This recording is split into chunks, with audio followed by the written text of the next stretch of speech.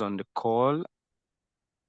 I know David joined us yesterday. Manage hosting for WordPress and Ogogo Hostinger. joined Here us are 3 yesterday. super features to improve your. Miss Phil joined us today.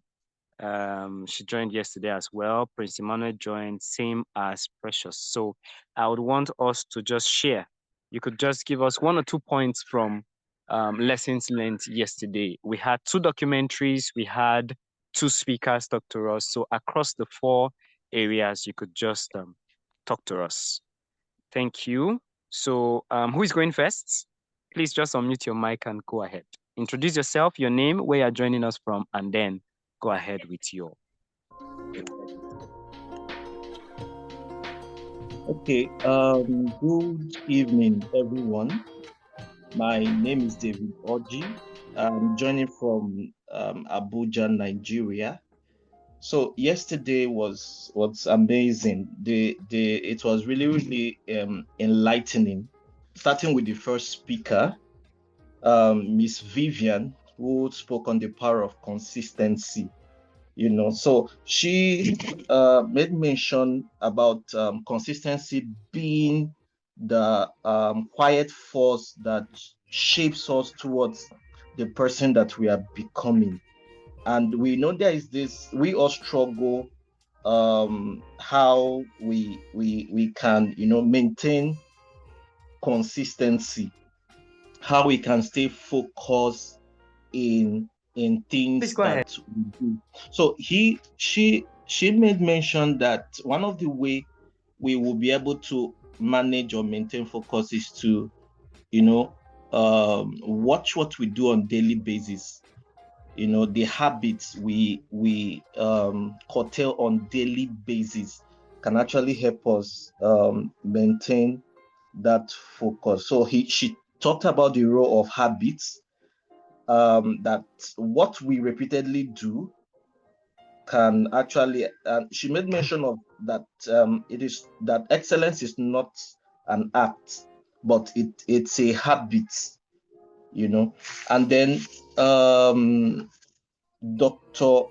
Favor now talked on about ideas that are beyond the earth realm, and he told us that most of the time that there are triggers around us that it will only take change makers to identify.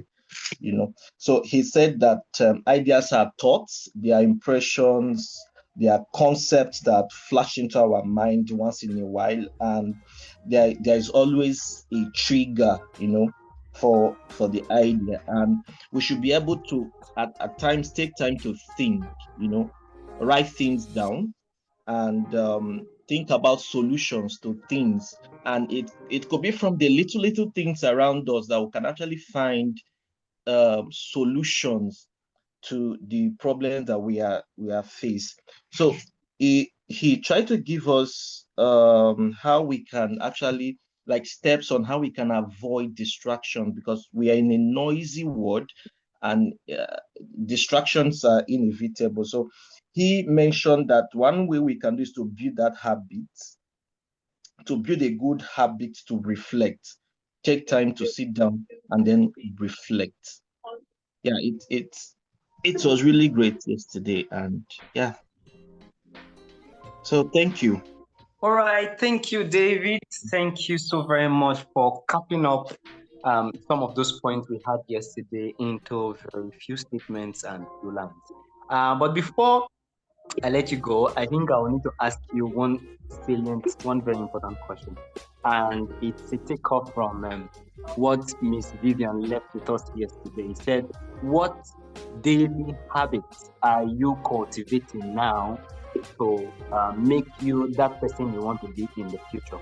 I know it's something that we must have asked ourselves yesterday. Even if you've not been doing it before, I think it's something you would want to have started. So following the resolutions you must have made yesterday, which one daily habit would you cultivate, or have you started cultivating from today as to making you that person you want to be in the future, Mr. David?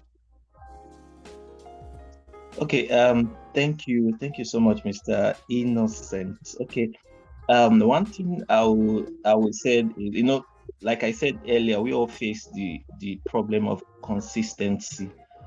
So one thing that I've tried to cultivate over time towards my goal is to spend more time researching but I want to go into the area of public health.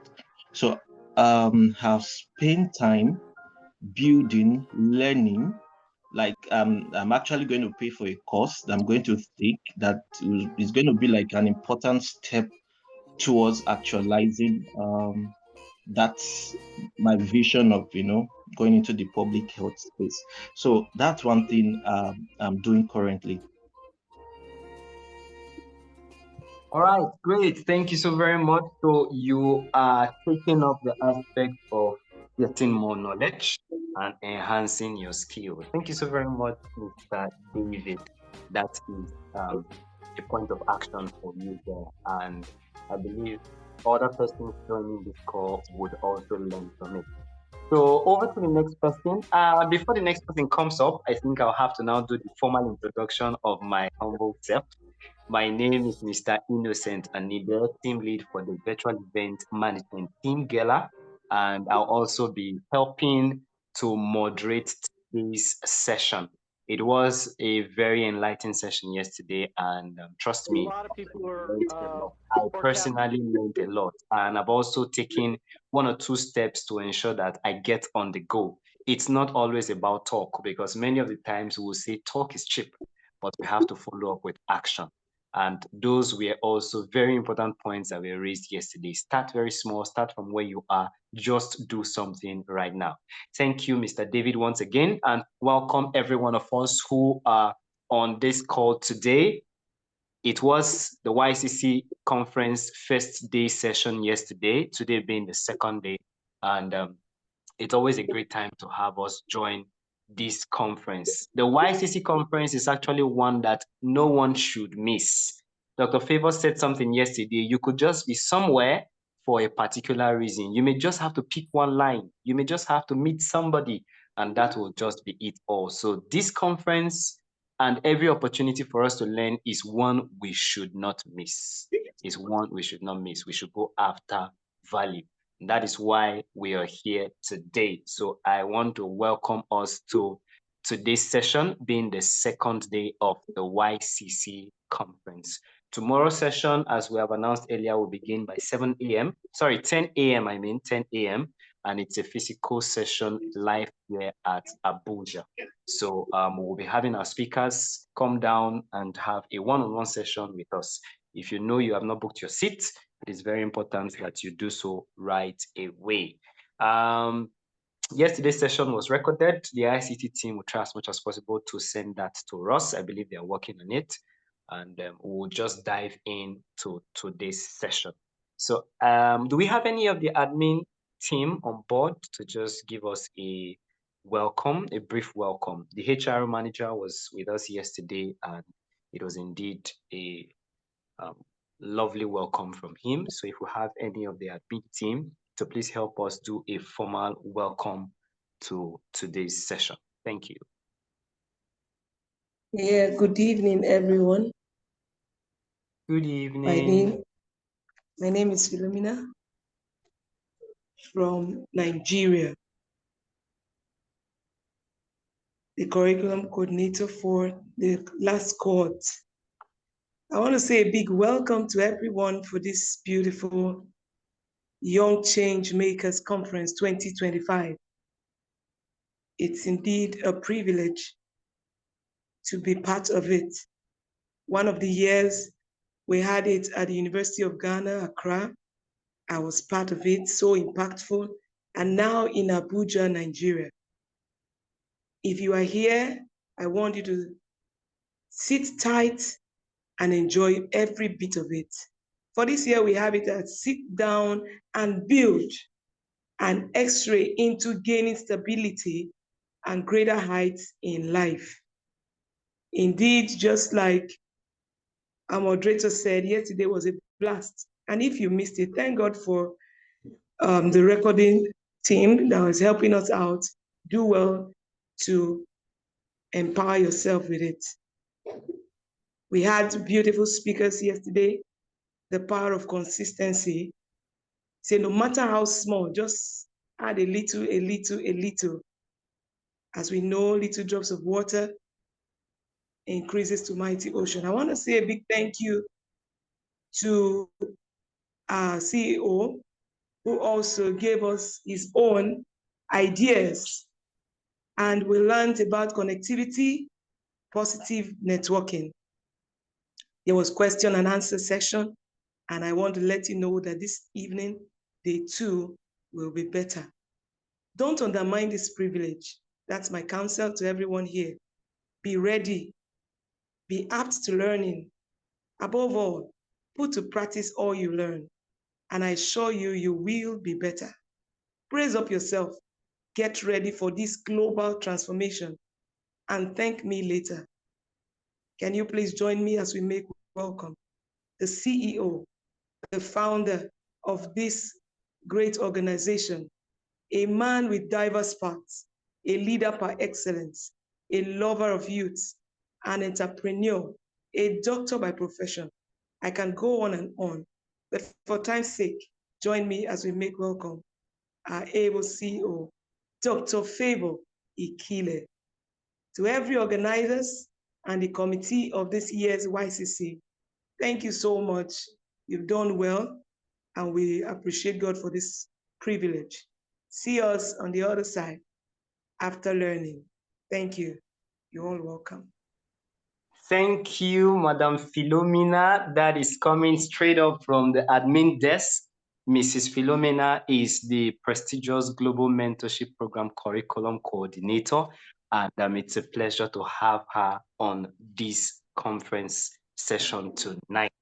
I want to thank her again for not just joining us, but also welcoming us and bringing us up to speed as we begin.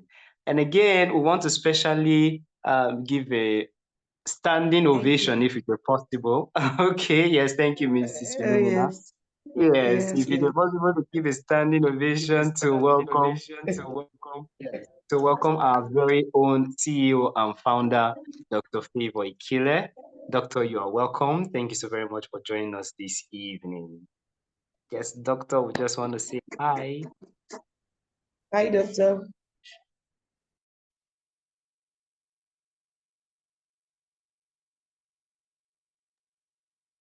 Okay, I'm sure Doctor is with us. He'll also have the opportunity to talk much more to us in the course of today's session. So we're trying to also manage time, as I earlier mentioned, but I would also want someone else, one extra person, to chip in what he or she rather, what they learned from yesterday's session. There's been a lot already. There's been a lot. I know we have learned a lot. So one person can just unmute your mic and get down to the point. Tell us your name, where you're joining us from, and what you learned from yesterday's session. Thank you.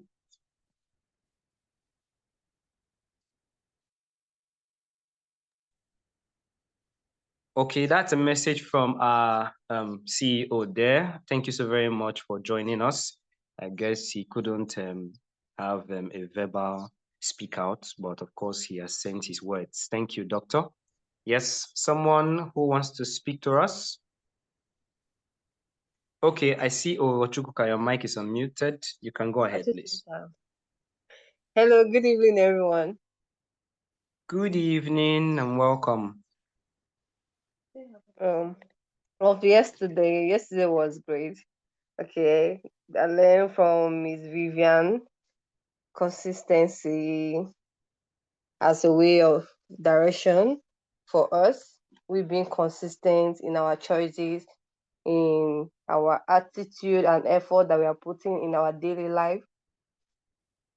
I learned that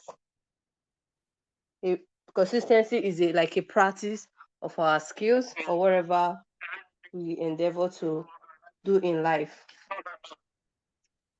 And the action we take towards our consistencies matters a lot. I also learned that those actions that we take towards our consistency is shaping our life daily. I learned about consistency is the growth that we need to be better of what we are going to be tomorrow. She talked about consistency as in behaviors. She talked about consistency in attitude also. And at the end, she left us with the word that what kind of thing are we doing every day that will make our life a better tomorrow. And they asked a question which I have been thinking about since yesterday. Someone tipped in a question that said, when do we draw a line between consistency and madness? Because for the past like how many months now, me myself, I've been like doing one same thing over and over again and trying to see how that shaped my life. And sometimes I question myself if it's the time for me to stop doing that thing, if the choice is going to actually bring a good result. And I've still been thinking about it. And it boils down to Dr. Favor. It was also an option about an idea when he taught us about idea. So the power of idea, that we should put our idea as a good thought that will inspire us into something, because our idea is either from a thought or from anything that trigger us in one way or the other, that we should hold it firm. We shouldn't let it go, and we reflect on our ideas daily. So that was what I learned yesterday, and much more also. All right. Thank you so very much, Miss Ogogochukwuka there. Thank you for the points you have raised. I know a number of us already who joined the call yesterday learned a lot. Just to also remind us that yesterday we had two documentaries. The first was on Warren Buffett and the other was on Aliko Dangote. And I'm sure we've learned so much there. One very striking point is that they started up from where they were. They discovered what was important in their environment. They tried to proffer solution to the problem, while at the same time working in collaboration with those persons who had their dreams on the go. Prior to that, I remember Ian Acho mentioned it yesterday that one great lesson he learned from both stories is that there's the power in education. There's the power in education. Please, we are having some interference there. Please, if your mic is on mute your mic, please. Mute your mics, please, if your mic is on. Okay, thank you for doing that. So I was saying, Ian actually remarked on the importance of education yesterday. And one of those things that we could start doing is trying to strive towards getting knowledge, reading books. We also looked at rejection not being the last option. You could face rejections, but you have to remember that you have to keep thriving. You have to keep pushing. Again, there's also the importance of mentorship. There's the importance of mentorship. So I believe we have learned a lot. And if there are other persons who also want to make one or two remarks regarding yesterday's session, you could just post it on the group chat and also even in the chat box while we are on this Zoom session. So want to try as much as possible to manage time. That's why we may not be able to take much persons. So today we'll be having another set of two great speakers, and I believe they are going to do justice to the topics just before them. But before we come up to that, the ICT team, I know you're ready with the first documentary we'll be taking today. So if you're set, please, you could go ahead. Thank you. ICT team, please, over to you. Forecasting that there'll be software stores just like there are record stores today, and that there'll be thousands and thousands of those. And I think I'd have to agree with that. Microsoft. Odds are that if you have used a computer, played video games, made a video call, or just gone on the internet, then at some point in your life you have used a Microsoft product. It is this ubiquity of its products in everyday society that has led Microsoft to becoming a trillion-dollar company today. But like with most large companies, this story started out with very humble beginnings. In fact, it started out with a couple of teenagers in high school. This is the story of Microsoft. 1968, Lakeside School, Seattle. 4 teenagers at this school had drawn interest towards their school's new computers. One of these computers was called the Teletype Model 33. They wanted to use this new machine to build computer programs that could potentially allow them to do things like play tic-tac-toe or even make their own class schedules. The trouble was that you needed to rent computer usage time, which was a hefty $40 an hour. So instead of paying that $40 an hour, they decided to exploit some bugs in these computer systems in order to use the computers for free. And for a while, things were great, and these students were able to freely program whatever they wanted. But eventually, the Computer Center Corporation caught them stealing computer usage time, and the company immediately banned these students from using their computer systems. The 4 students that were banned were named Kent Evans, Rick Weiland, Paul Allen, and Bill Gates. Soon after they were banned, they decided to form their own group called the Lakeside Programmers Club in order to make some money from their programming abilities while helping companies fix bugs in their computer systems. And the club's first customer was the Computer Center Corporation, the very same company that banned them the previous year for exposing bugs in their computer systems.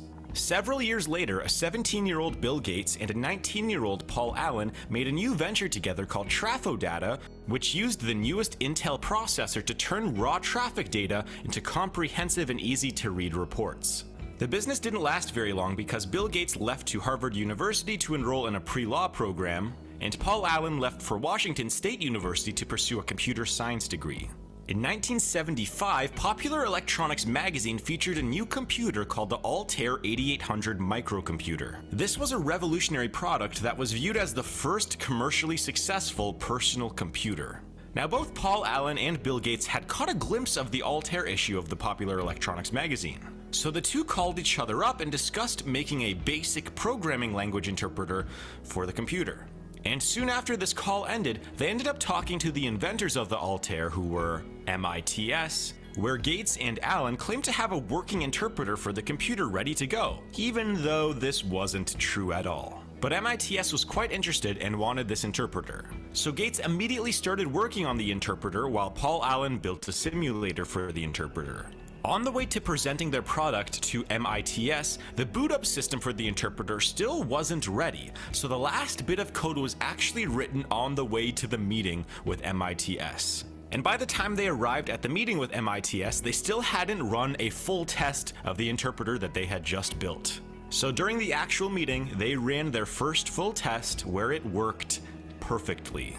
After the meeting, MITS agreed to sell Gates and Allen's interpreter product as Altair Basic. My name is Munzir Dale. I'm a professor of electrical engineering and computer science at MIT. The partnership that we have with professional education has allowed us to create a new course that we have designed on no-code, AI, and ML. We have 12 weeks program. In those 12 weeks, you will be exposed to recorded videos by lecturers, 5 MIT professors who have quite a bit of experience in this particular domain. You will have live mentored learning sessions, working with mentors and experts from the fields, from different aspects of applications, different dimensions of applications, that those people are accessible to you directly in a synchronous way. Little did the 2 college students know that this would be the very first product that was created by their newly named company called Microcomputer Software, known today as Microsoft. Over the next couple of years, the success of the Altair Basic made Microsoft a multi-million-dollar company. In 1980, Microsoft's revenue was nearing $30 million when they decided to open up their first international office in Japan. A year later, Gates and Allen began negotiating with the giant of the computer industry, IBM, in order to try and make Microsoft the main operating system on IBM's upcoming personal computer. Both sides agreed to a deal, but there was a problem. Once again, Gates and Allen did not have an operating system ready before making the actual deal. So what they ended up doing was buying out a standard operating system from a local computer company called Seattle Computer Products. And they bought this operating system for $75,000 and promised to pay a small royalty to the company as well. The operating system that Microsoft had bought from Seattle Computer Products was called 86-DOS, which was quickly renamed by Microsoft to MS-DOS. About a year later, in 1981, IBM launched its personal computer, which became an immediate success and made MS-DOS the dominant operating system in the world. And Microsoft didn't just license its operating system to IBM. It also licensed the operating system to over 70 other computer companies, including Compaq Computers. The only real computer company that didn't use MS-DOS at the time was another medium-sized startup computer company run by two other young men. That company was Apple Computers. Now, the dominance of MS-DOS ended up propelling Microsoft's revenue and valuation. However, there was one major setback. In 1983, just as Microsoft passed 1 million installs of MS-DOS, Paul Allen was diagnosed with Hodgkin's lymphoma and decided to leave the company. Allegedly, Bill Gates thought that Allen's stock in Microsoft should be diluted at the time because he was not working hard enough and would no longer be able to contribute to the company. Regardless, Gates didn't have too much time to focus on problems outside of Microsoft, as the company was working on a word processing program called Word, a spreadsheet program called Excel, and a graphical user interface called Windows. Now, in 1983, Apple was the only major computer company that had a graphical user interface for its computers, and Microsoft knew they needed to make their own. So 2 years later, Microsoft released Windows 1.0 in order to compete with Apple's operating system. However, Windows 1.0 wasn't a complete product and gained very little popularity at the time. And it would take many years before Windows would begin to pay dividends for the company, both figuratively and literally. But we will come back to that in a little bit. On March 13th of 1986, Microsoft had its initial public offering where the company was valued at $350 million. This made Bill Gates' net worth jump to about $150 million overnight while making many of his employees millionaires. And after the IPO, Microsoft kept adding to its software product lineup by acquiring a company called Forethought, who are known for their one key product called PowerPoint. After the acquisition of Forethought, Microsoft finally felt like they had enough individual software products to launch a package of these products called Microsoft Works, which would later inspire what is known today as Microsoft Office. This package would include Microsoft Word, Excel, PowerPoint, and a few other applications. This package was also the first Microsoft product. All right, great. Thank you so very much to the ICT team for dropping that first documentary on Microsoft. I understand perfectly that a number of persons, including myself, do not know in detail all of this that we've learned today. So you see, it's already an opportunity to unlearn, to relearn, and even learn in the first place. So good enough. We would want just two persons, please. Just give us a quick remark on the documentary you just watched, what you have learned, what points were very striking in the course of the documentary. Just two persons, please. Yes, who's going first? Okay, I see some persons are just joining us, those who were not on the call yesterday. A special welcome to you. Of course, you're going to be learning while this conference is ongoing. Like we did yesterday, we had two documentaries. We also had two speakers come up on stage to talk to us. And so we have taken one of those documentaries this evening on Microsoft. So let's have two persons who will just give us a quick remark on what they have learned. Thank you. Okay, good evening again. Good evening. One striking point I got here is never to give up, even when people have given up. You have what it takes to make a change in the world. That is exactly what happened to Microsoft. While they were sent out, they believed in themselves, and the people who sent them out were the first people who needed their services. Thank you very much. Thank you, Madam Phil. Very striking point there. Never give up, even when it looks like the chips are down. Okay, thank you so very much. We would want one other person to add up their voice to this. Yes, who is talking to us, please? I mentioned yesterday we are going to be having a very interactive session, and it was awesome yesterday. So today we'll be doing same. I'm not just going to be the person talking, neither is just the speaker, but every one of us are going to contribute. In one way or another, we want to hear you say something. You have to say something. So one other person, please just give us a remark on what you have learned. Okay, I see Esther. Esther, your mic is unmuted. Yes, go ahead, please. Yes, hello, good evening, everybody. Good So one thing evening. I learned was the fact that the boys were challenged. They did not back down in the midst of challenges, and they were not used to the norm. Like, this is how we should be, so this is how I should be doing it. They were open to challenges and they want to try out new things and explore. So Thank you. Exploring. Let's explore. It's one of the reasons why we are here. Let's explore. Thank you so very much, Esther. Yes, David, your mic was unmuted. Just quickly before we welcome our speaker for today.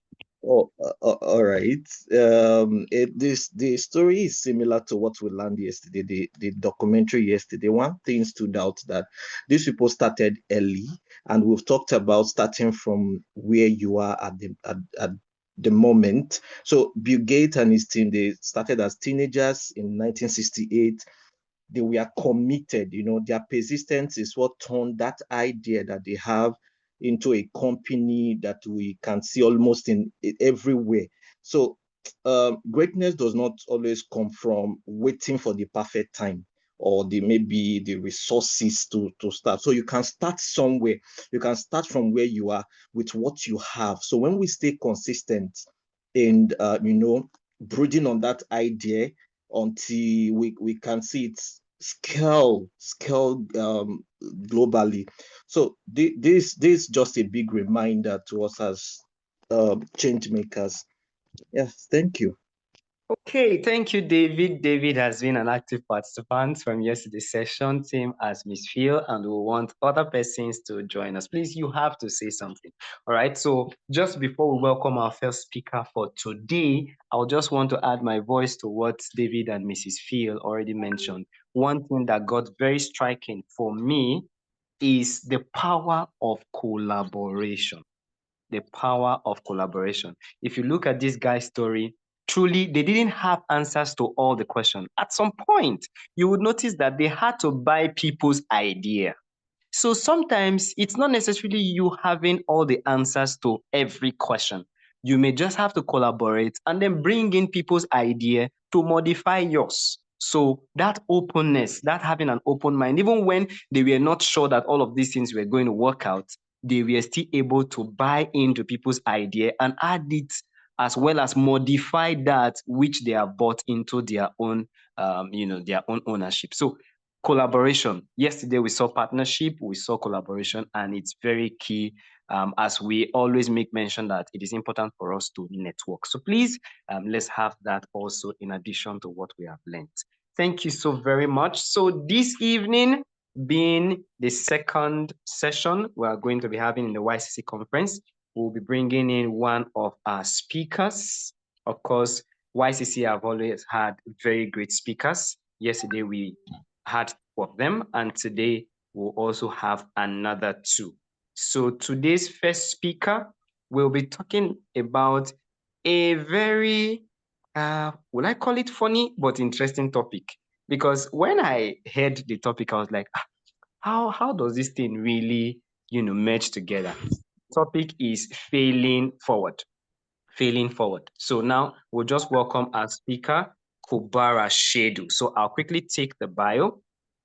Kubara Shedu Asholonu is the Chief Operating Officer of Vein World Limited, a technology company registered in Nigeria and the UK.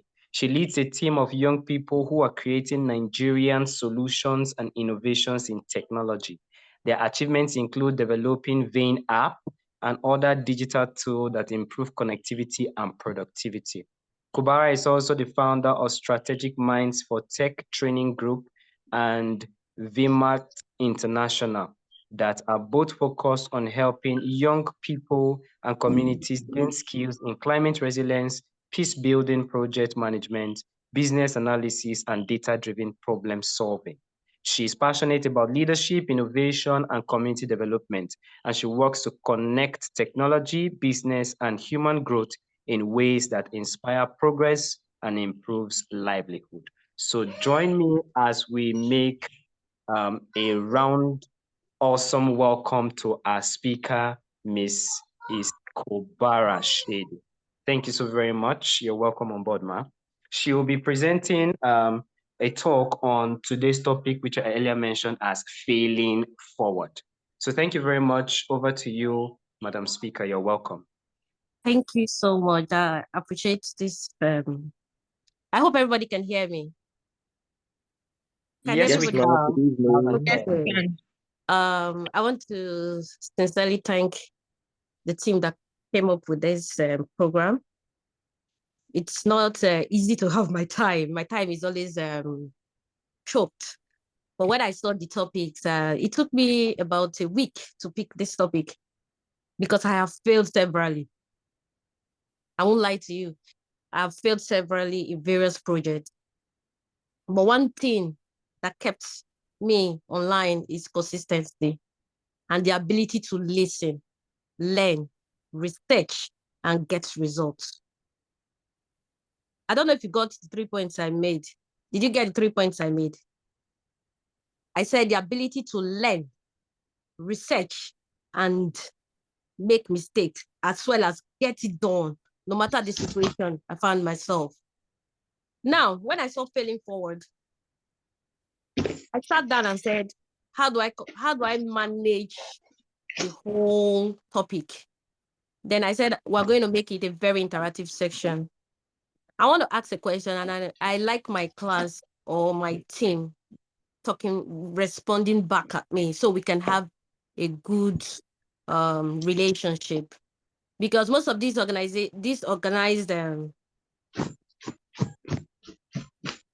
okay. See my nose.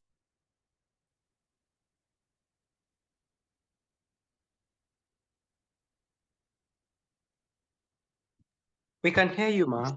Sorry. My son just came in. Sorry. Okay, Okay, now, fine. quick one. My camera is on now. Okay, so like I was saying, I said I have failed several times, and the ability for me to get to where I am is consistency, the ability to listen, and the ability to learn from others and solve problems. So when I picked this topic, I felt it's ambiguous, it's very big. But I'm going to pitch out some things today, then tomorrow I'm going to say more. Now I want to ask a question, and I like my class very interactive. Has anyone ever tried something and failed? Can you give us a little experience just in a minute, 60 seconds? I would like to get I would like to get my response from 2 persons. I don't want to mention name, but please just tell me if you have ever tried something and you failed. Tell us your experience. Did you continue? Did you stop? Is Okay, anyone got a question? The first person can please go. First person, please. Okay, good evening, ma'am. I got a rejection mail. I applied for one Young World Scholarship and I got it was really like, oh my God, but I am looking forward to reapply again, and continue. Yeah. Good. Any other person? Thank you. Next person, the second, please.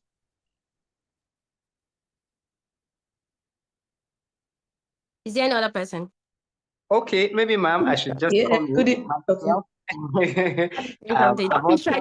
Let's be interactive.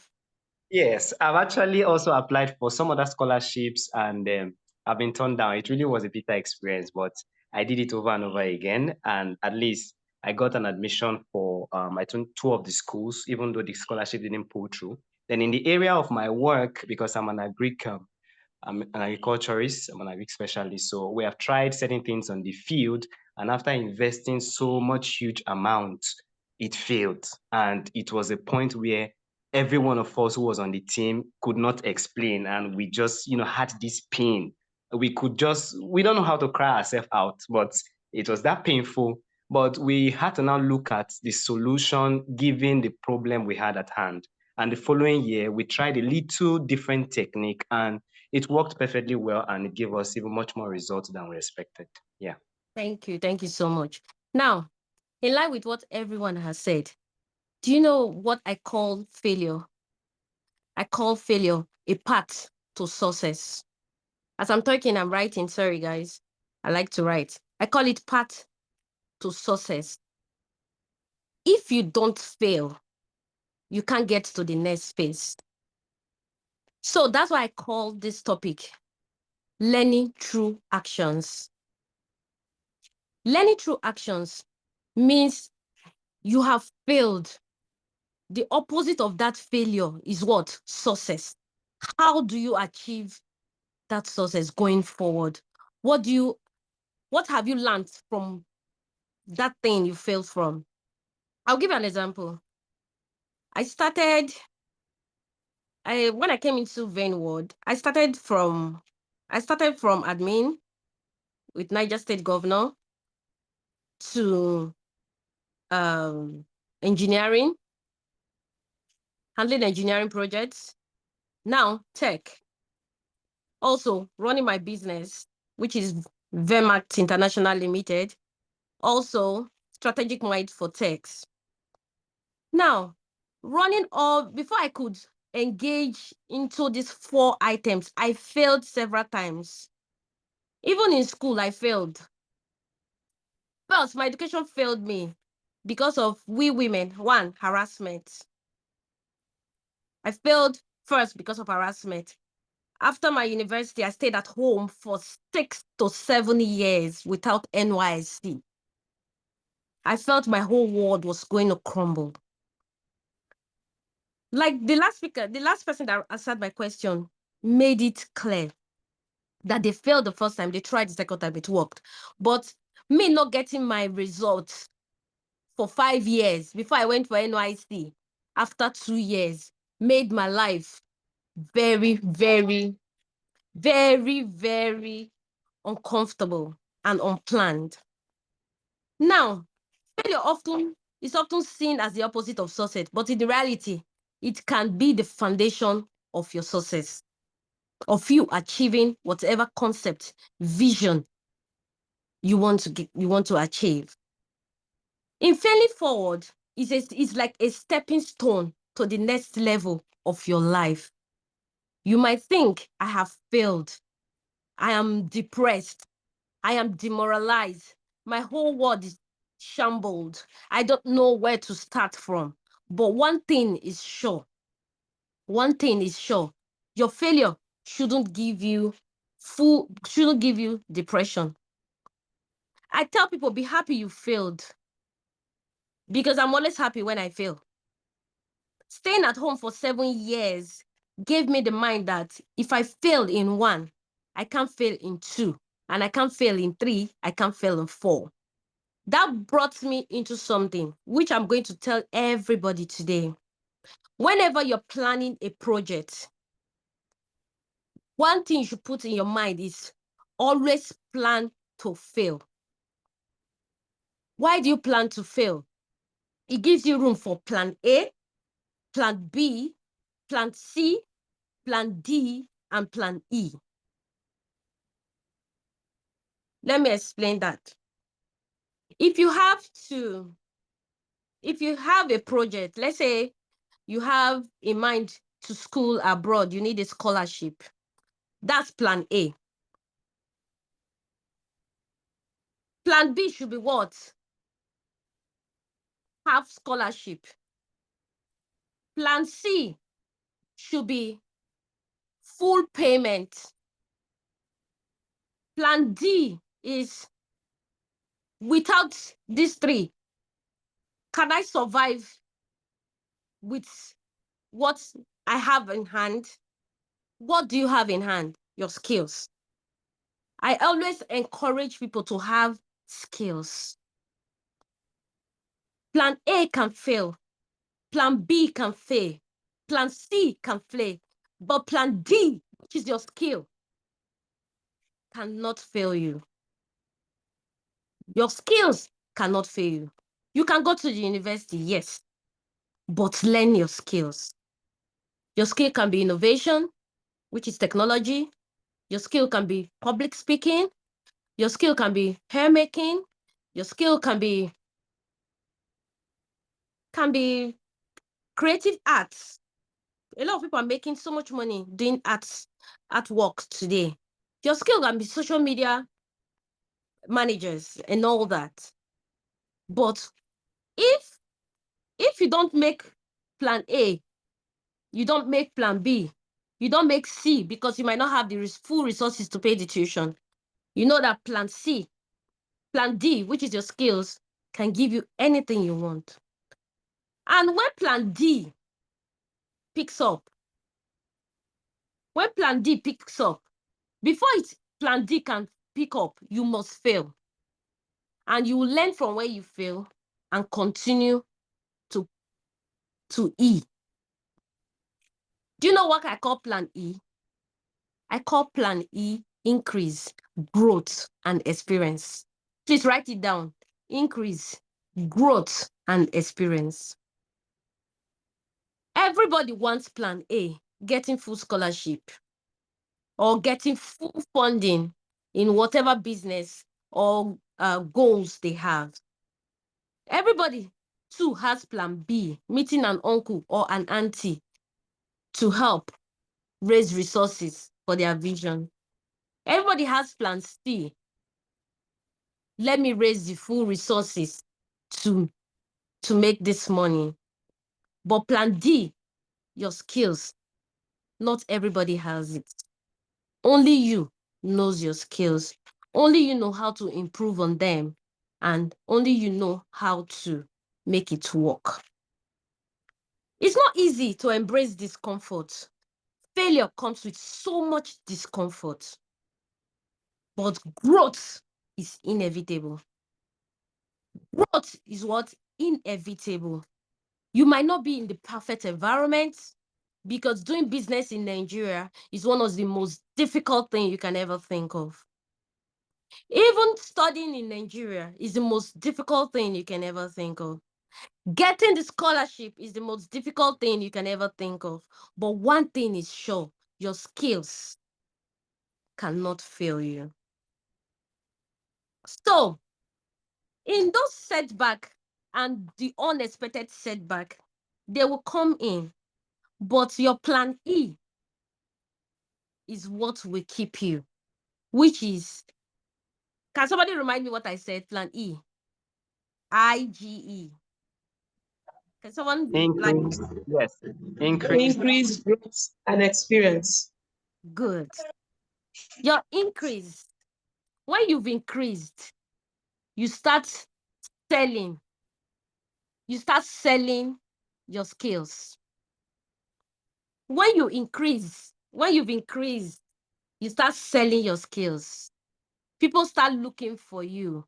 But one thing you should put in mind is nobody will look for you if you don't have what they are looking for. Now, when you've increased, you start expanding. Your expansion is what brings the growth. In that growth, if you don't have a space, then you start like, okay, let me have an office. Let me go to someone, work with the person and learn to increase my growth, knowledge, understanding, so I won't fail again.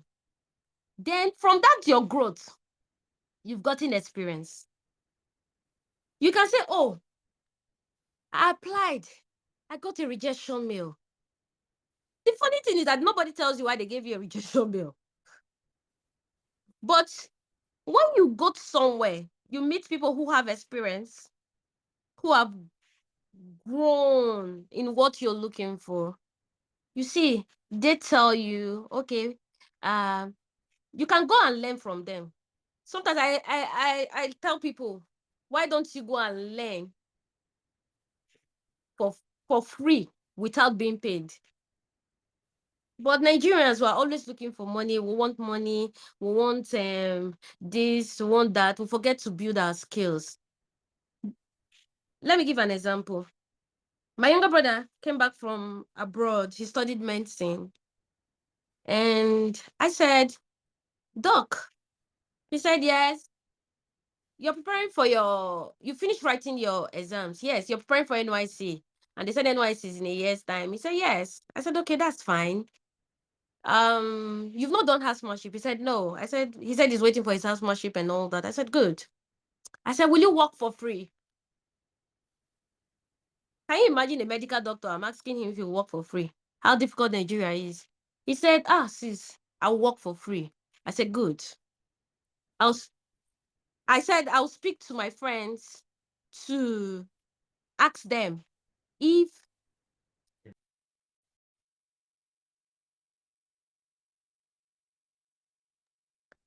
I'll ask my friends who are medical doctors, who are already top doctors in some places, if they will take him. He said, sis, how will I be paying my transportation? How will I survive? I said, don't worry, I'll support. I'll fuel his car. I spoke to a friend and he agreed. They were like, oh, no problem. As they won't pay him. I said, don't worry, let them not pay him. I will be taking care of those basic things he needs. He said, okay, that's fine. So immediately they called him on Monday. He went there, he did some interviews and they accepted him. He started doing the work for free. Do you know he worked for 1 year for free before he went for housemanship? So after the housemanship, he came back. When he came back, he had, sorry, my kids. So when he came back, he had to say, oh, sis, I don't have where to work. I need somewhere to work now that I've finished my housemanship. I said, there's something you need to do. He said, what do I need to do? I said, you have to go back to where you did the free work. Go and submit your CV. Do you know, immediately he submitted his CV, they called him on Monday and said, come and resume. They were paying him the same amount they were paying other doctors who were there before him, that he even learned from. Now, I know some people will say, oh, why will I work for free? Why should I do something for free when I already have the skills? Yes, you have the skills, but your skills need experience, more knowledge, more growth, so that when you're talking out of experience. You're not talking out of mercy. I can tell you 1,000 things I've learned out of experience. I can tell you one thing I've learned from my books. I don't like lecturing from books too much. I will just pick some points from what I studied and what I know, but I'll tell you things from my own experience. So if he got the job out of freelancing, then why can't you, who wants to go to the next phase of your growth, who wants to get the best, not go out there and say, sir, I want to work for free? As someone who read engineering, who's just coming out from school, you go to an engineering firm, say, sir, please, can I work for free? Yes, do it for free, not because you don't have the skills, but because you need more experience to get that job, that international job you're looking for. Today, my younger brother is a medical doctor in the UK, and he will soon be a consultant in the UK. So I've had experience where I've spoken to my younger ones and many of the youth around me. I have a lot of programmers who work with me. Now I can't even get their attention for a minute. When they were with me, I'll tell them, oh, build your skills. You can't just remain on this, your programming language. You need to advance on AI. AI is taking over the programming languages and all that. Today, most of them are working for Google, OpenAI, and all that. Why? Because most of the vision I see, these people don't tend to see it because they concentrate more on their work because they are working for money. When you are working to make money, you don't have that mind sometimes to see beyond your reach because you want to solve problems. And the funny thing about salaries is that it doesn't solve problems. It doesn't. It just comes at the end of the month, you buy this is finished. But when you build yourself, you build your capacity. And for you to build, you must fail. to build. Your boss must shout at you. That's part of failure. You must be embarrassed. I'll give you another scenario of me being embarrassed while I was learning. When I finished my university, I couldn't get my result because of harassment. That's the most painful part of my life. I saw myself as a failure. Imagine my younger brother who went abroad to study medicine, came back, and he almost met me where he left me. So when I went to serve in government house, in the governor's office, there was a day they asked me to write minutes. No, sorry, they asked me to write, it's minutes, yes, minutes of meeting. So I wrote it the way I knew it because I've never done minutes in my life. Immediately I wrote the minute, I gave it to my superiors. She's called she was the senior staff assistant to the main director. So while he was, oh sorry, they said I'm almost out of time, so I'll be fast with this story because I want you to learn to see how people have embarrassed me when I was learning. So while I was there giving her the minutes, she tore it in front of. I wrote that minute like 5 times. She tore it in front of me. So when she tore it in front of me, she told me, "What kind of minute is this? This is so embarrassing. You read public administration. Can't you write minutes?" I was embarrassed. I went outside. I started crying. After crying, then my team lead came.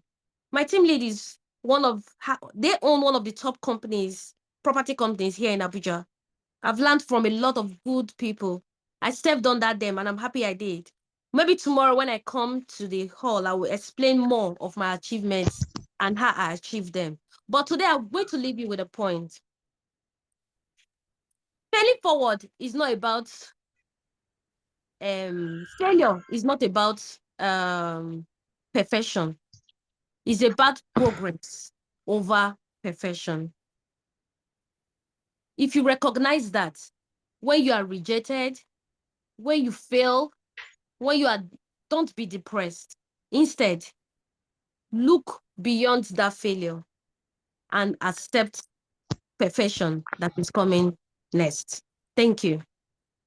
Please, do you have any question? Thank you so very much, Ma. That was indeed very thought-provoking. I could imagine that very last aspect of increasing, growing, and having experience. You really cannot do without it. I know we would have questions, definitely.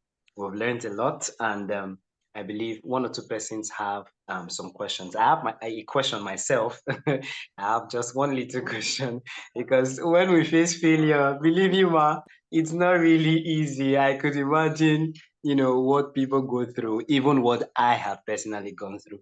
So let's just give it up for those persons who would want to ask their question. We'll try to make it very snappy. So if we have more than one, you can drop your question in the chat box so that we'll just pick it up simultaneously, right? So let's have the first person. If you have a question, you can just unmute. Okay, I see Emmanuel Adeshina. You're already unmuted. Okay, good evening. Good evening. My name is Olonto Emmanuel Adeshina. Thank you so much more for your sections. I'm very grateful. I'm blessed. And this is my question. I want to ask, like, when maybe maybe somebody's ready to work for free so that you will have more knowledge and experience as regarding his or her field, but don't have like anybody to support him or her in his or her basic need, like transport, feeding. I think data now is not a basic need and the likes. What do you think that person can do in such scenario?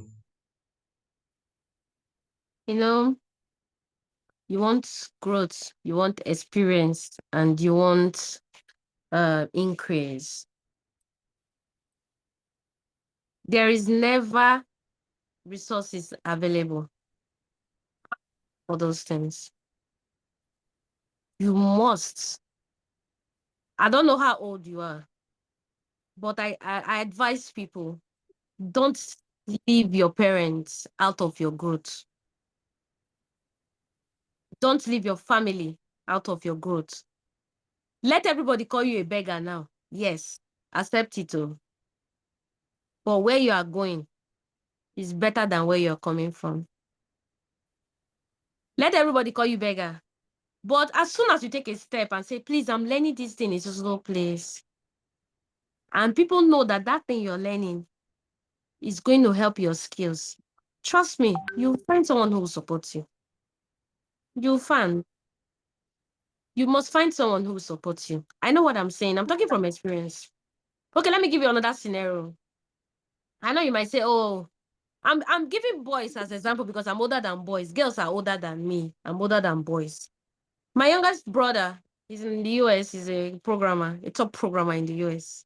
He writes code a lot. A lot of people are using his code on GitHub. So when he finished his university, my sisters and me, myself, were not capacity. We don't have the capacity to support him. But at that time, my sister was working in a tech firm. So my sister was like, okay, come and do your this in here. His IT. He did his IT. They didn't pay him 1 naira. My sister was had to like manage. She was being paid 20,000, 30,000 at that time. So she'll take him along when she's going to work, back and forth. So when my sister left there, she got a better job. From that place, somebody saw her. Somebody saw my sister from that IT firm and took her into the NGO. She started earning more. If you don't start, nobody will see you. If you sit down in your house, nobody will help you. If you don't look for something, even if it's freelancing, you're doing it. It can be online. You can be doing it online, looking for money for data. Someone will support you. You understand that? Like me, I have a lot of people I'm supporting. But one thing I tell people, if you stay in your comfort zone, you can't achieve it. There is never free money outside there. But once people see that you're serious, you must get the support. I hope I've answered your question. Thank you so much, Ma. That was really beautiful. Break out from your comfort zone and do not leave your family out of it. I think that resonates with me because there was a time I was facing a challenge and I thought I could handle it on my own. So it just happened one of these days. Someone advised me, why not talk to your family about it? I was like, no, I don't want to. But he said, just tell them. And eventually, when I told them, one of my sisters said, she's my younger sister actually, said, bro, why did you not say this all this while? Like, you have landed yourself into much more debt, which we should have solved earlier. Yes. So many of the times we just think we can handle it alone. We can really relate to our family, and I'm sure they would also go a long way to help. Thank you so very much, Ma. Thank you, Ma.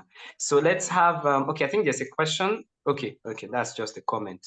Let's have one more question if we can. Any other person up for a question? Okay. Precious, yes, Precious, please.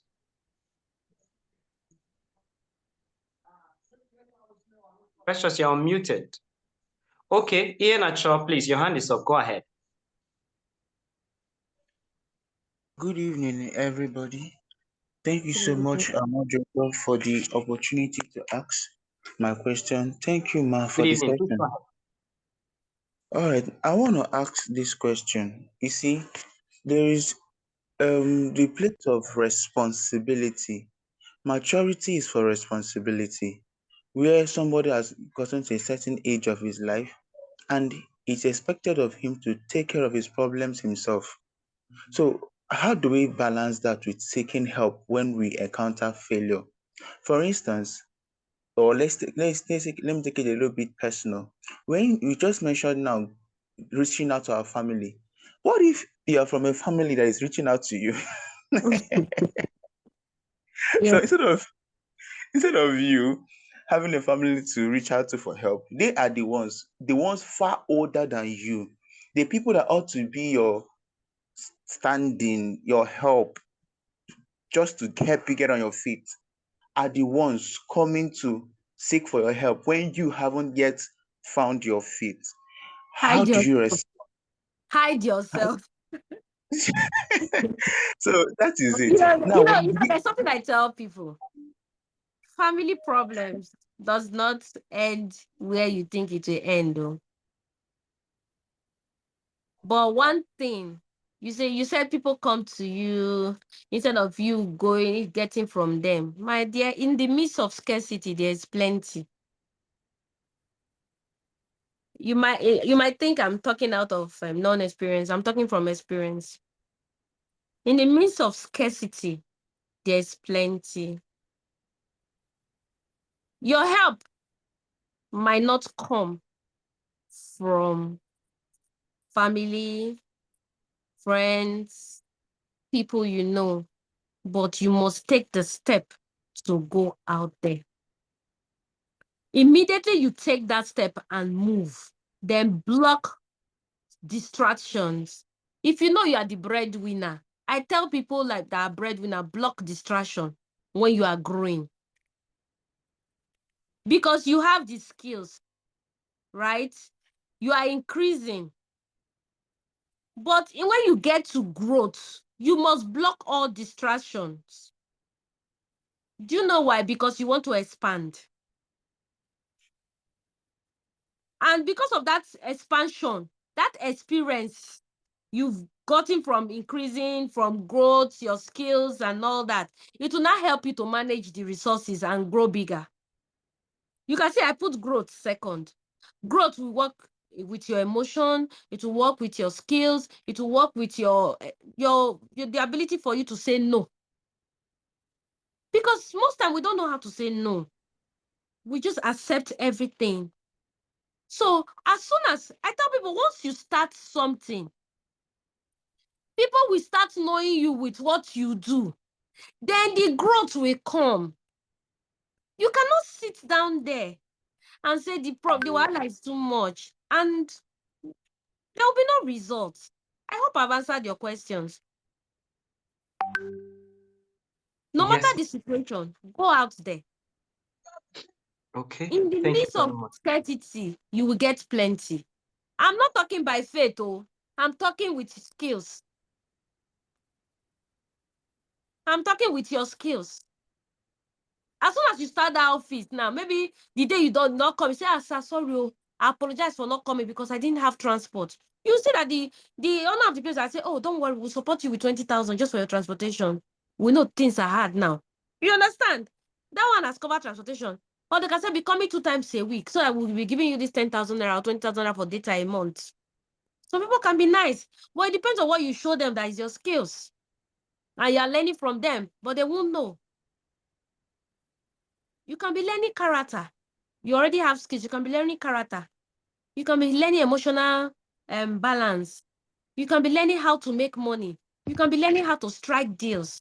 So the ability is to learn when you are building your skills and many experience to learn from other people who have built their own.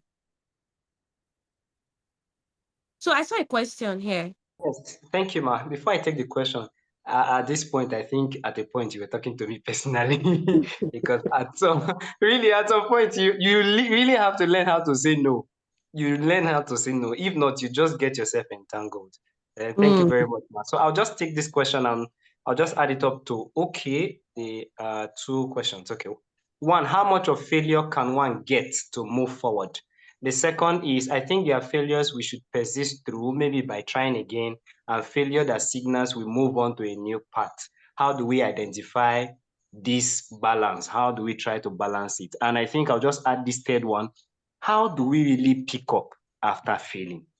Because as simple as it is, it will be like you have to pick up, but it's difficult. What first step do we have to take in trying to pick up after failing? Because I know it can be very discouraging. So that's Okay, let just me it. start for how much failure can you get on the move or you're moving forward? 1,001. Wow, that's huge. With Vermact International Limited, I started that company 5 years ago. Before then, I was using people's companies to get jobs because I did not have papers that would qualify me to get government contracts and all that. So I failed. I was using people's company to get job. There was a day that job was supposed to give me a percentage of over some millions of money. I don't like talking about money because I tell people money will always come, but I want humility over money. I want to be able to wear my bedroom slippers and trek on the road. Nobody knows if I have money or not. Yeah. So, like I was saying, so that job was supposed to give me a lot of money. Because me and the person did not agree on percentages. The person called me and said I should remove his company from that job because he did not accept our condition. At first, he accepted it the first year. The second year, he said he's not going to accept the condition. So I failed. I cried because that deal was supposed to give me a lot of money. I cried. And after I failed, I took the bold step. I said, after this year, next year, I'm going to do my papers. I'm going to stop using people's companies. And I called my friend. I said, who is like a godfather to me in that business.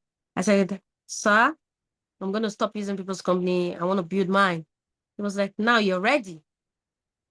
See, when you fail, like I told you in the beginning, plan A, plan B, plan C, plan D. Plan D is what will help plan E. You understand? If you remember from the beginning, I said you must have plan A, plan B, plan C, plan D. Do you know why? If plan A fails, plan B will pick. If plan B did not work, plan C. These whole plans can be different things. So don't say it has to be what I mentioned. I don't know if you understand. As long as you have plan A, B, C, and D, once A has failed, B failed, C failed, E, D will not fail you. You can't have 5 plans and the 5 of them will fail you. Your encouragement from failure should be each of your plans.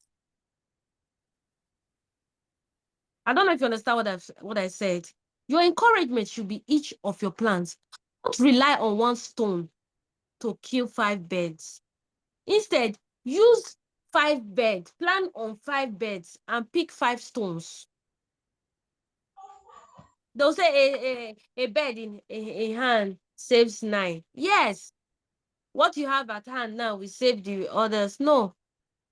You can have this at hand, your skills. You are looking for something else to make it work. I don't know if you understand. You're looking for something else. So that when A is shaking, B will support you. When B is shaking, C is there to back up. You can, even in programming, we have a backup server. We have a backup server.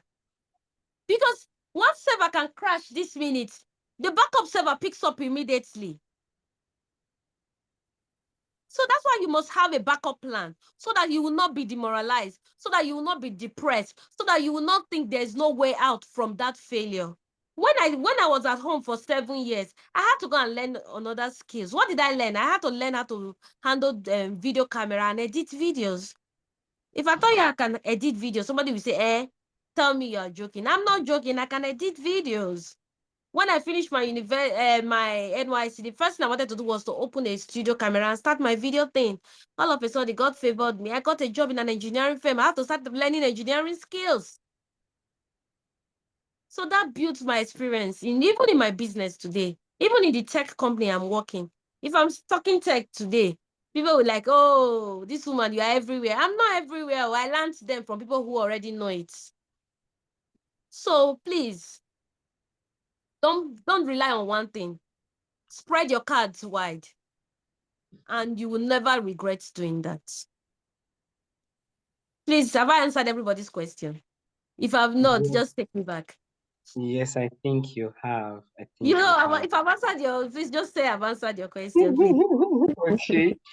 Well, I think there's one. Okay. Yes. Said, when do we know? Answered mine. Yes, you answered mine too. Yes. So when do we know when to transit between sticking to an old plan and starting a new one? Your mindset.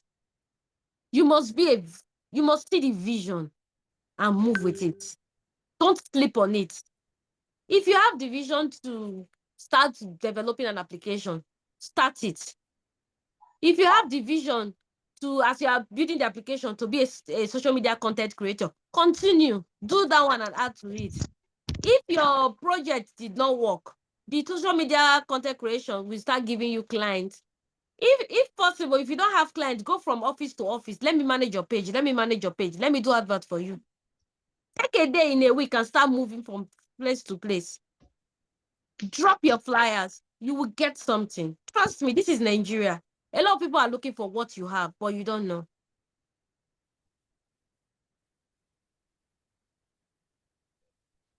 Have All I right. answered? Yes, you have. Thank you so very much, Ma. Thank you, Ma, for that inspiring session. For those persons who would want to ask one or two other questions, I believe Madam Kubara will be with us tomorrow in a physical session, so you can also pen down your question and bring them up tomorrow because she'll be also expanding on what she had already taught today. That means we have a lot of follow-up sessions by tomorrow. So please do not snooze, do not lose out of it. Thank you so very much, Madam Kubara. You've been able to take us through the process of failing and failing forward. There's We a are very really interesting question I just saw. Sorry, I don't think okay. yes, you have to. That question is very important. Okay, I think that just okay. I think the question is there are just two questions in the chat box. One is how much of failure can one get Okay. to move forward? The second is I think there are failures we should persist through, maybe by trying again, and Yeah. failure that signals us to move forward. How do we identify where to balance it? Yeah. I think you've answered that question. I think I answered where you should balance it. You must have Yes. a vision. If you don't have the vision, that thing will flop. And you will not be consistent. If there's no vision, you won't be consistent. Right. Consistency is what makes you grow. Right. Thank you so very much, Ma. Thank you so very much, Ma. We're indeed very grateful. And we are itching to get more from you tomorrow. Tomorrow Yes, tomorrow. All right. Thank you so very much. So we want to thank our speaker for giving us such an inspiring session. She has told her story and even the story of those around her. Indeed, we are much more grateful. Thank you for the time out, Ma. God bless you wonderfully. All right, so we'll just quickly move on to the ICT team. If you're ready now to give us a second documentary before we quickly take the last session. While we are waiting for the ICT You team, so little about the variety store business that we had to take the book that was written by Ben Franklin and apply the principles. But of course, we added on, didn't we? And we started doing strange things like cranking up ice cream machines on the sidewalk on Saturday night, running popcorn on the other end of the sidewalk, hawking anything we could hawk on that looked like it might have a chance to sell wherever. $572 billion. That's how much revenue Walmart generated in 2021. With over 2 million people working for the company, it is the largest employer in the world and the biggest retailer in terms of sales. But building such an empire was no easy feat. It all started when a poor farmer, who after being told he had no career in the retail business, decided to open his own store.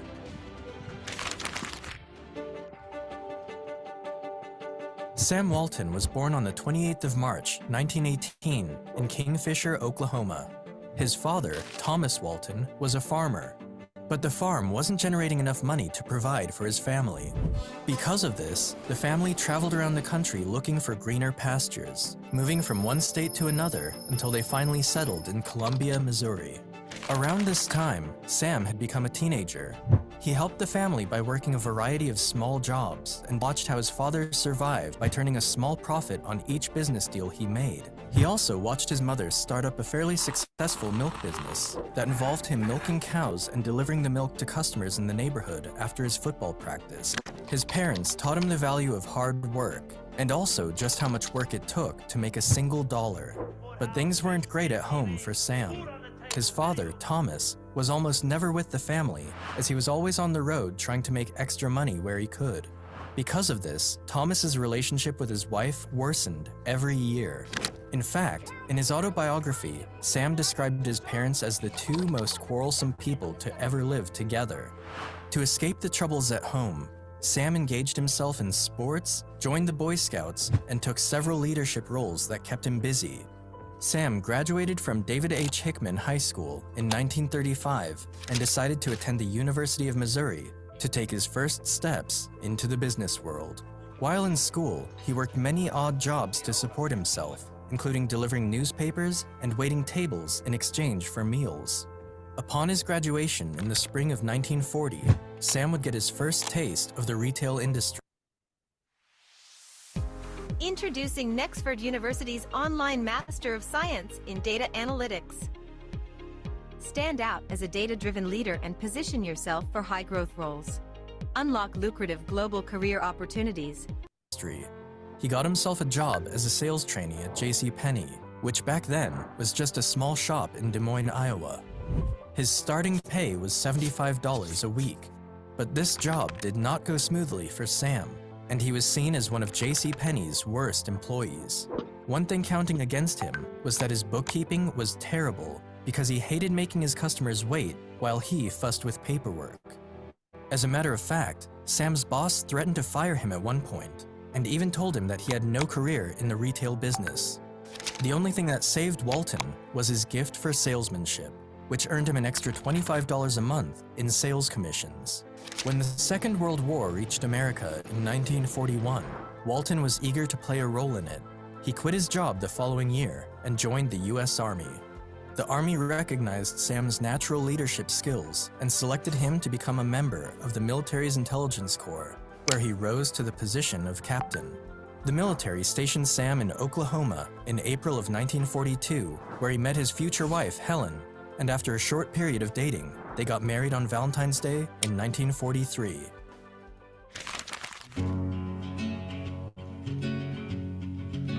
By the time the war was over, in 1945, Walton had a wife and child to support, and so he decided to start up his own retail business. With a $20,000 loan from his father-in-law and $5,000 from his own savings, Sam bought a Ben Franklin store in Newport, Arkansas. It's important to note that millions of small stores had failed during the course of the 20th century in America, and when Sam bought this particular store, it was losing a lot of money. Not only did Sam invest in a store that wasn't bringing in much money, but he was also paying far too much for it. The rent for the store was 5% of the sales, and initially, this sounded fine to Walton. But after signing the lease, he discovered that it was the highest rate anybody had ever paid for a variety store business. Despite all of his obstacles, Sam succeeded beyond everyone's expectations. He studied all the typical rules of retail, and then broke the ones he thought didn't make sense, which for him was nearly all of them. When Sam bought the Ben Franklin store, he was required to buy all his goods from company outlets, but he knew he could find cheaper merchandise elsewhere. So he found a clause in his contract that allowed him to buy his merchandise from somewhere else, and then he would reduce the cost of his goods way below what other shops were selling them for. He made his profit on volume rather than margin, but it took him nearly a decade to fully appreciate the power of that idea. Nothing Sam did was extraordinary, neither was he a genius. And while there's no question that he was business smart, the real reason for his success was his main policy: to make the lives of his customers easier. And because he did that, more and more people bought from him. Once things were going great for Sam and his business, he asked his brother Bud to join him, and together, they were able to run the store more smoothly. The Butler brothers, who owned the store Sam had leased, were not happy with the fact that the Waltons were getting their merchandise elsewhere, but they couldn't say much about it because the numbers Sam was generating were unmatched anywhere. His sales had increased by more than 45%, reaching $105,000 in his first full year of ownership. The following year, the number increased again to $140,000, and by the third year, his... Yes, we want to thank the ICT team for that second documentary on Walmart. I believe we have also learned. I know the documentary, we couldn't finish it for the sake of time, but it's something that, strikes a chord in our hearts. So I'll just take two persons to quickly just give us one remark each from what we have gotten from this story. Two persons quickly.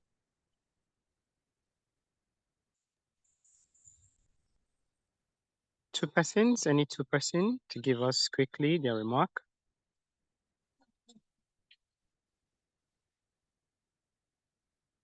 All right, so while we are waiting to get remarks from this very story, one thing I saw that was really interesting is that setbacks again is not the end. setback is not the end. There are times where you would have challenge and it becomes very difficult, but you have to keep pushing through. You always have to look for a way around certain problems. It might not just be a final answer, but you have to start from somewhere. All right. So for other comments that we're going to have, just drop it on the chat box and then we can take them towards the end of this session for the sake of time. So now we'll quickly welcome our second speaker. Welcome our second speaker on the podium, and he will be giving us this other topic.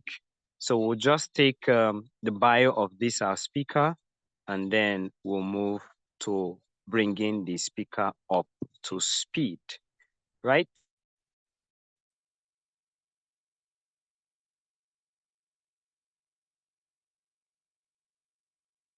So I'll just take the bio.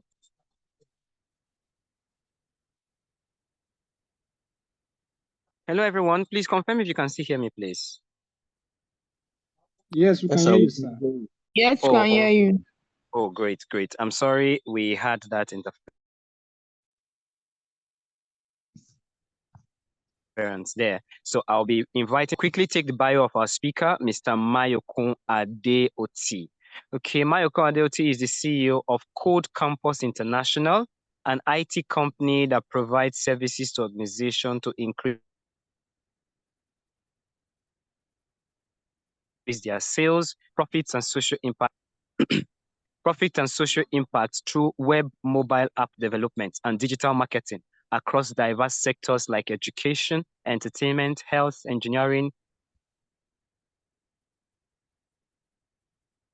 real estate, oil and gas, religion. He's the director of Startup Grind Lagos, lead organizer, Django Girls Abuja, member Python Software Foundation and Django Software Foundation. Mayoko is the immediate past president of the Young African Leaders Initiative, YALI, RLC alumni chapter of Nigeria. For over a decade, he has organized technology and entrepreneurship events, fireside chat, panel discussions, hackathons, workshops, and boot camps. His passion for providing avenues for education and business development has led to the recent launch of two companies, Code Campus International and Standard Innovation Lab. Indeed, you would trust me that we have very great speakers who are not just seasoned social entrepreneurs, but also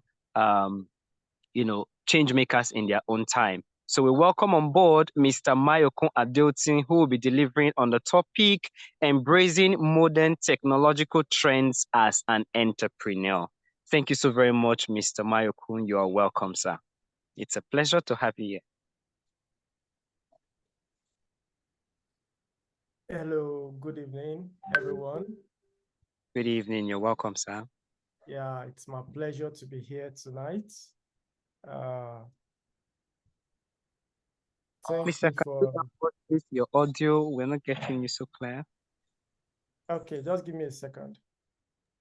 All right, thank you, sir. So while we are waiting for our speaker to continue, the networking goes on. Yesterday, we had people send in their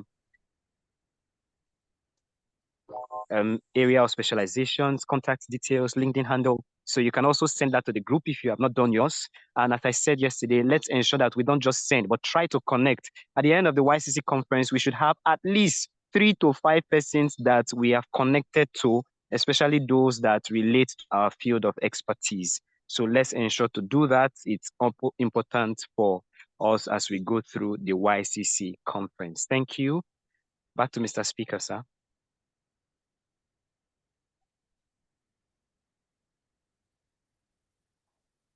Okay, am I audible now? Yes, much more audible. Thank you, sir. Much better. Okay, thank you so much. Thank you, Dr. Favor, for inviting me as a speaker at this year's conference. This is the second time that I'm going to be speaking at YCC. I think it was 2 years ago that I was invited also to speak. That was the first time the event was held, the conference was held in Abuja. and it was a great time, being with you guys. And I'm excited that for a second time holding in the city of Abuja, you have found me worthy to return as a speaker. It's been an amazing time. I've been on the call for over an hour. I listened to the first speaker, Mrs. Kubra. Thank you so much for that wonderful presentation on failing forward. I really, really, really learned a lot from that, from that presentation. So tonight, I'm speaking on embracing modern technological trend as an entrepreneur. I think I'm someone who you can say is really, really fit to speak on this topic, because I always tell people that I've been an entrepreneur all my life, like since leaving school, I just started my business. In fact, right from school, right from when I was in school as an undergraduate, I started a company called Integrity Business Network, even though it was unregistered. And then I started another one called Grow Rich International. It still wasn't registered. I was just using the brand name because I loved those names in those years. But then since leaving school, I registered my first company proper, which is Standard Business Operating Systems, an IT company that, we are into web development, app development, digital marketing, and things all around technology in general. I've been running that company for over 10 years now. However, the company that is like the hottest on the table for me right now is called Code Campus, which was launched 3 years ago. It's a coding bootcamp situated in Abuja, Nigeria. And what we do is to equip young people with in-demand digital skills. So you want to learn digital skills for the place of work, whether as an entrepreneur or to get a job somewhere. Code Campus, that's what we've been doing. And so I find myself like reasonably qualified to talk about, the technological trend of today and why you need to jump on those trends in order for you to be ahead of the curve. Now, you may want to ask that what is that in thing that people are embracing today? I'm sure if I throw this question, everyone will be able to tell me what is that in thing that people are embracing today. Anyone want to quickly respond on that key technology that everyone is embracing today?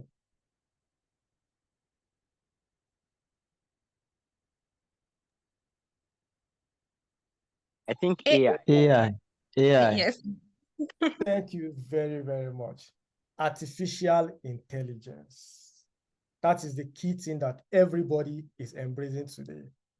And it will do you a lot of good if you master AI tools.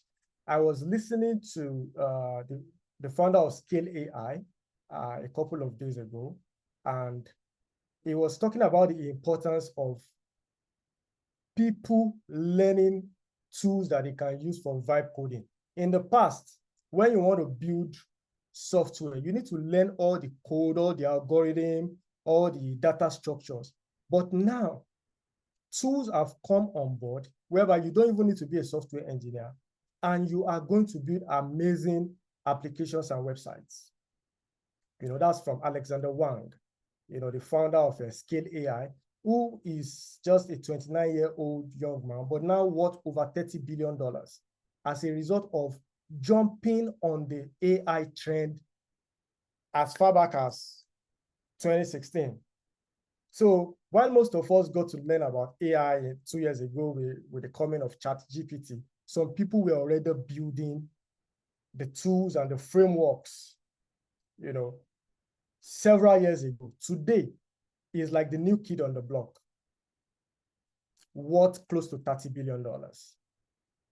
And his advice to this generation is learn AI tools. It is not everyone that will be a programmer, or that will be into cloud computing, or that will be a data analyst.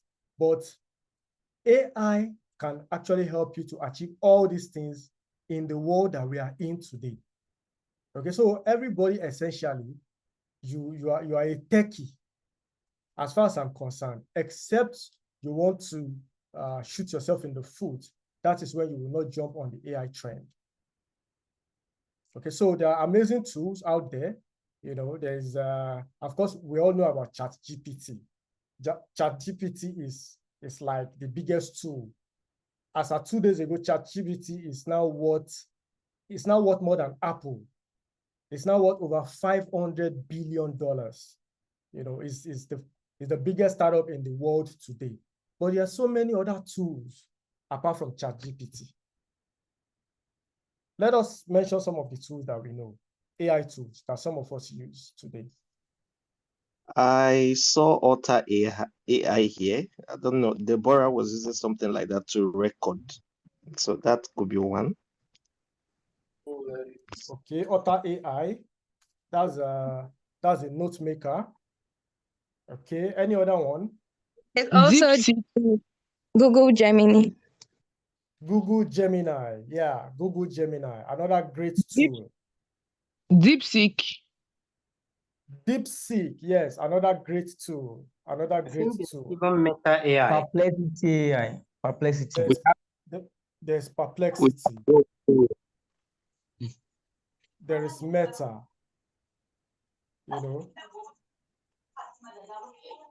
Is Nano Banana also from Google? Cloud AI. There's Cloud. There is Notion. So the truth about the world we are in today is that every application, every website, every software that you know is integrating AI into their work, into their workflow, into their product. So you go on Gmail, you want to write an email today, you see that AI is there. You go on your Microsoft Office, you want to create a document, you see that AI is there. You go on Canva, AI is there to help you create amazing images, amazing presentations. Bottom line is that AI is that thing that every one of us really need to jump on today if we really want to stay ahead of the curve.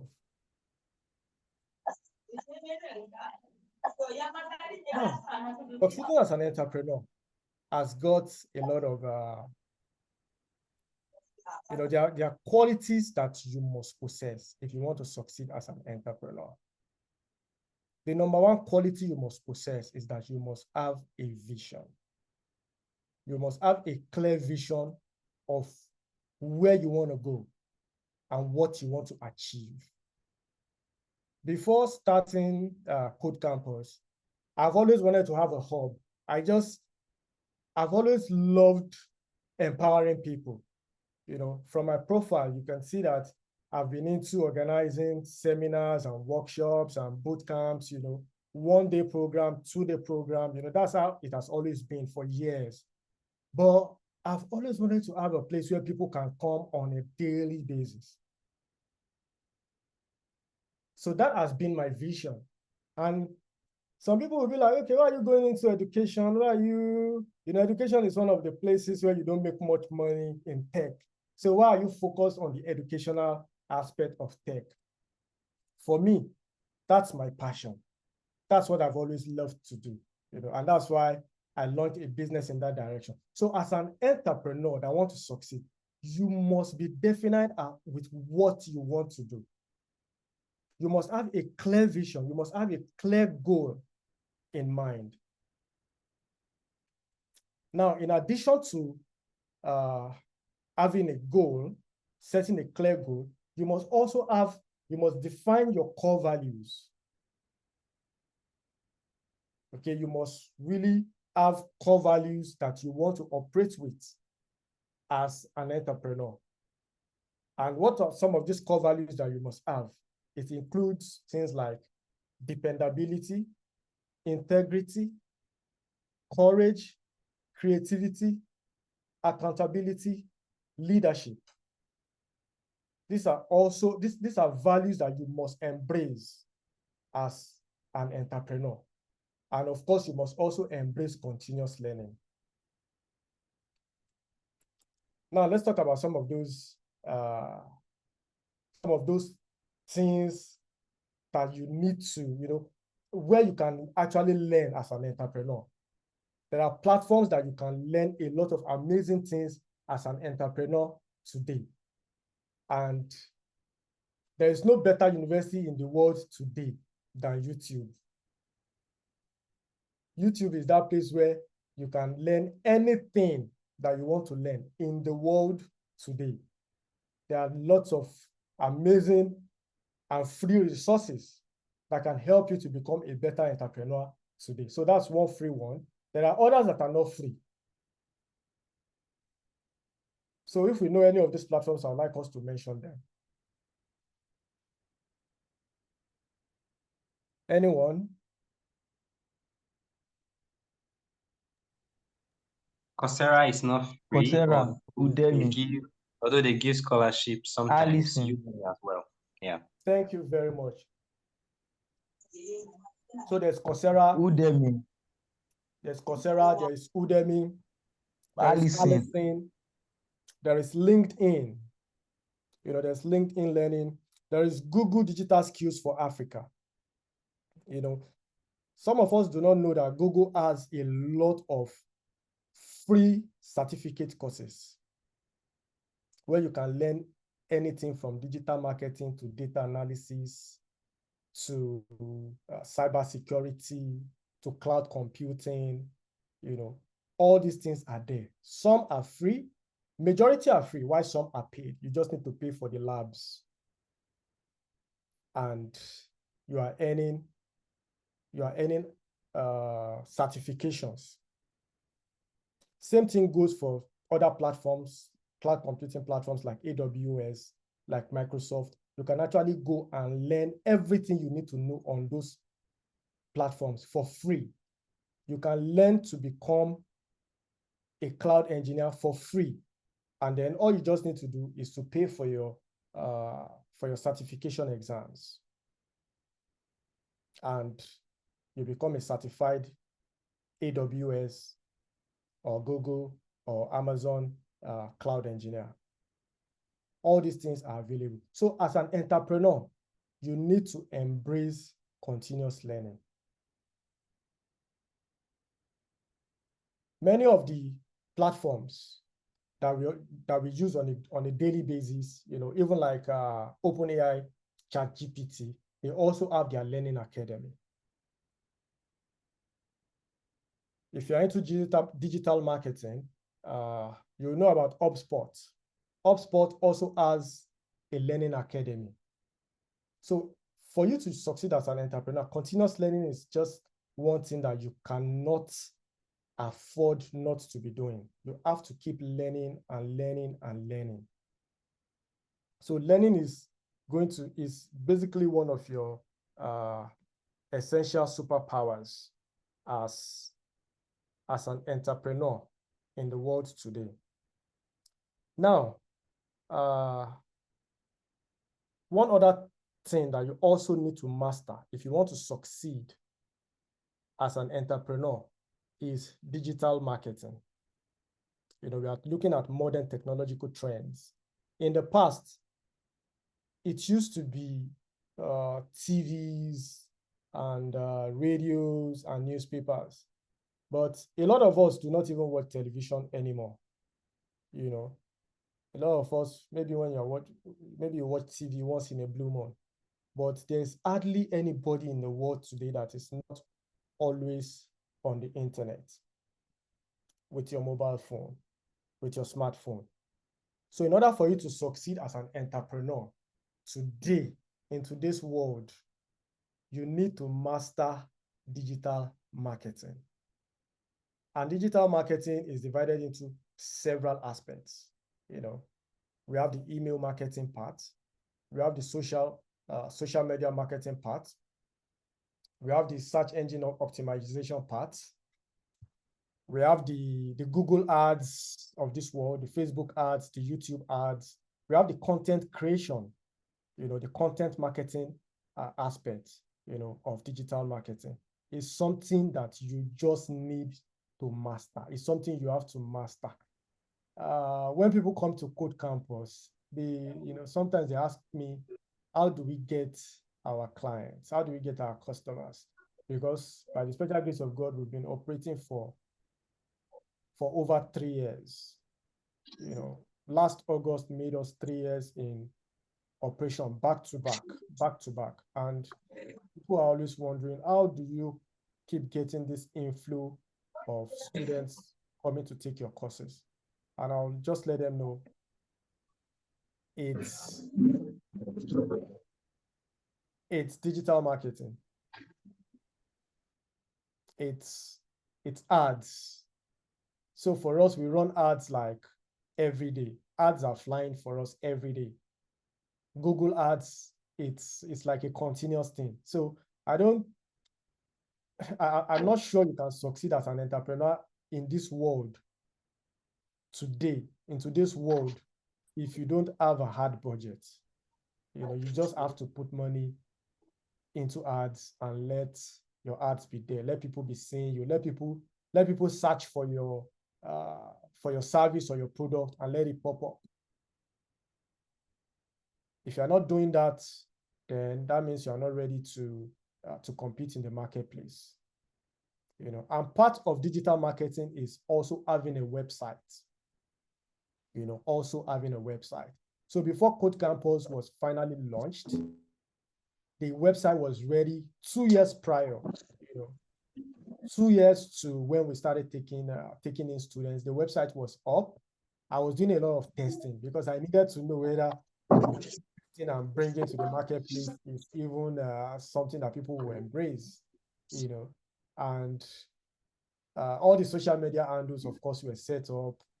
There were a few posts, and then the ads were running. And then, to my surprise, I realized that people were actually chatting me up, because then I was like the only person, the founder and the only operator at that moment. And people would just chat. People kept chatting, kept coming to the office, which was like a dummy office. Didn't really exist, but we just put it there. But I know someone, who owned that space, so I made that arrangement with the person. So he would always let me know that someone came to check, another person came to check, from time people would chat. To the point I now got so confident that, oh my God, this is not just an hypothesis. This is something that, the people are actually ready to embrace. And having tested that for 2 years, I was able to put together a team, and then we launched in August 2022. I'm sharing this story to let you know that a website is very, very important. If you don't have a website, then you're not ready to do business. You're not ready to be an entrepreneur, in the 21st century.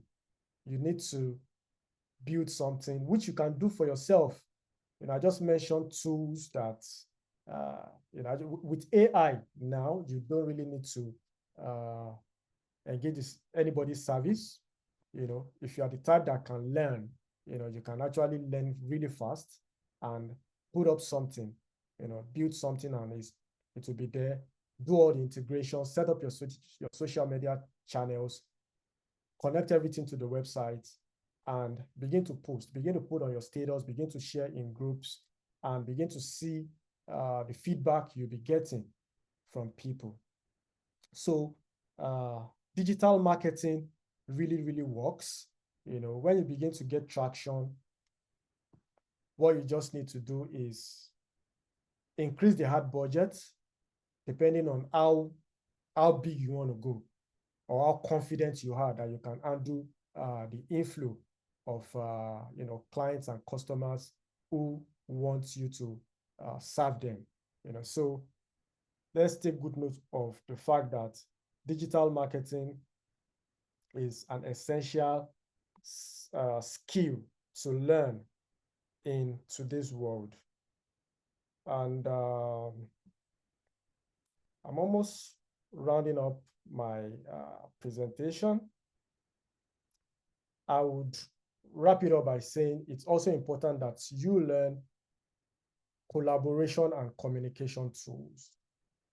Okay, collaboration and communication tools are very, very, very important. Right now, we're having this meeting on Zoom, which means we are collaborating and we are communicating. We are sharing slides, we are sharing videos, we are sharing screens, we are chatting, we are exchanging resources over the internet. As an entrepreneur, you need to master these tools. Today, this is the 4th meeting I'm having today. I've had meeting on the 5th meeting actually. I've had meeting on Google Meet. I've had meeting on Microsoft Teams. And here tonight, this is another meeting on Zoom. As an entrepreneur in today's world, you must master communication and collaboration tools. At Code Campus, we make use of Google Workspace a lot. Like that's our back office, Google Workspace. The Google Spreadsheet, the Google Docs, the Google Slides, everything Google. It's what we use a lot at Code Campus.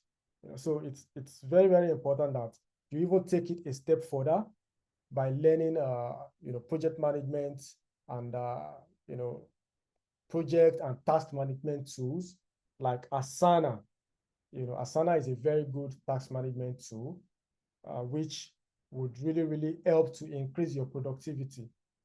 I have not been to Code Campus for the past, I think this should be the 6th month that I have not stepped my foot in the office because I've not been in Abuja. But I literally know what is happening on a day-to-day basis. Why? Because of the system that has been put in place. The collaboration tools, the communication tools are there.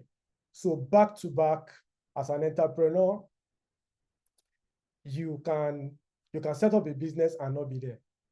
Because my thinking used to be someone like Dangote, for instance, or someone like Tony Elumelu, that have really, really big businesses and they have branches all over the place. You as an entrepreneur, you can't always be there. You can't always be where your business is. If you're always there, that means you don't want to grow. Right? You see some people, they will sit down, they will sit down put in that business, and that is the only thing that they will just keep working on and and growing. But if you really, really want to grow big, then you must make use of tools. You must make use of these collaboration tools. You must make use of this communication tool. You must be able to be up to speed at every point in time with what is going on with your business. I can assure you that someone like Elon Musk, who just became worth over $500 billion as of 2 days ago. It's interesting. All my illustrations are just like 2 days ago. 2 days ago, Elon Musk became worth over $500 billion, the first person in history to achieve that. Do you know how many businesses Elon Musk has? Tesla, SpaceX, Twitter, now known as X, The Boring Company, Neuralink, and so on and so forth. If he was the kind of person that always wants to be in that, in a company that he owns, he wouldn't be able to achieve the great things he's doing today. So as an entrepreneur, you need to think out of the box. You don't need to think like regular people, or like normal people. You need to think like really, really big. And the only way you can achieve greatness is when you know how to use all these tech tools. If you don't know how to use them, collaboration and communication tools, if you're not a master at them, then you really don't, you won't really have a complete picture of what is happening in your business. I can guarantee you that Elon Musk, with all the businesses he has, he will still have a firm grasp of the health of his business at any point in time, because he would have access to reports, he will have access to dashboards. He can pull up anything at any time and know that, okay, this is the state of things in this particular business, in this particular company, in this particular department. The same thing goes for someone like Aliko Dangote, like Tony Elumelu, and so on and so forth. So you want to succeed as an entrepreneur in today's world, you need to master tools. And that still brings us back to the point of continuous learning. Like, learning is that activity that should never ever end, in each of our lives. You must embrace continuous learning, so that you can remain sharp and so that you can continue to grow in every aspect of your life. This brings us to the end of my presentation. Thank you very much. Do we have questions? Thank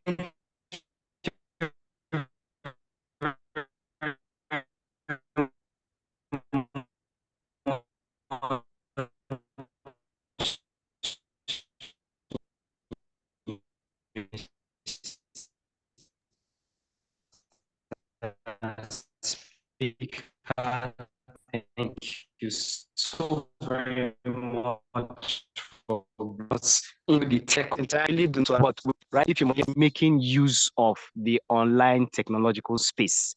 So if we must be entrepreneur in this our time and age, we must ensure that we are on the technological space. Mr. Mayakon already stated that we must know that we have to master continuous learning, integrate the use of AI tools, the use of communication tools, strategic thinking, and all of that. So we want to thank him so very much for bringing this point down to us who may not really understand the tech languages, but at least so far so good, we've been able to grab one or two. Thank you so very much, sir. It's been a pleasure having you talk to us and educate us. So if we have one or two questions, we'll quickly take that before we wrap up for today. Any question from the house? You can just unmute yourself and ask. Okay, I see Emmanuel Adeshina. Your mic is unmuted. Please go ahead. Good evening. Thank you so much, sir, for your section. I want to ask, are there courses online too that are tailored towards AI, using of AI and the likes? Okay, that's a very wonderful question. There are lots of courses online today that are tailored towards artificial intelligence. And some of the courses you can do now that I will recommend for you is, have you heard of the company called NVIDIA? NVIDIA. So. No, sir. Sorry, we didn't get that, sir. Can you please? Okay, there is a company called NVIDIA. NVIDIA.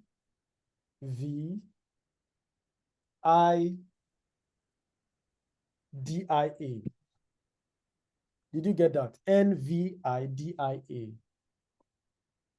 Okay. So if you go to NVIDIA, if you go to their website, NVIDIA is actually the company that builds the hardware that powers a lot of these AI companies.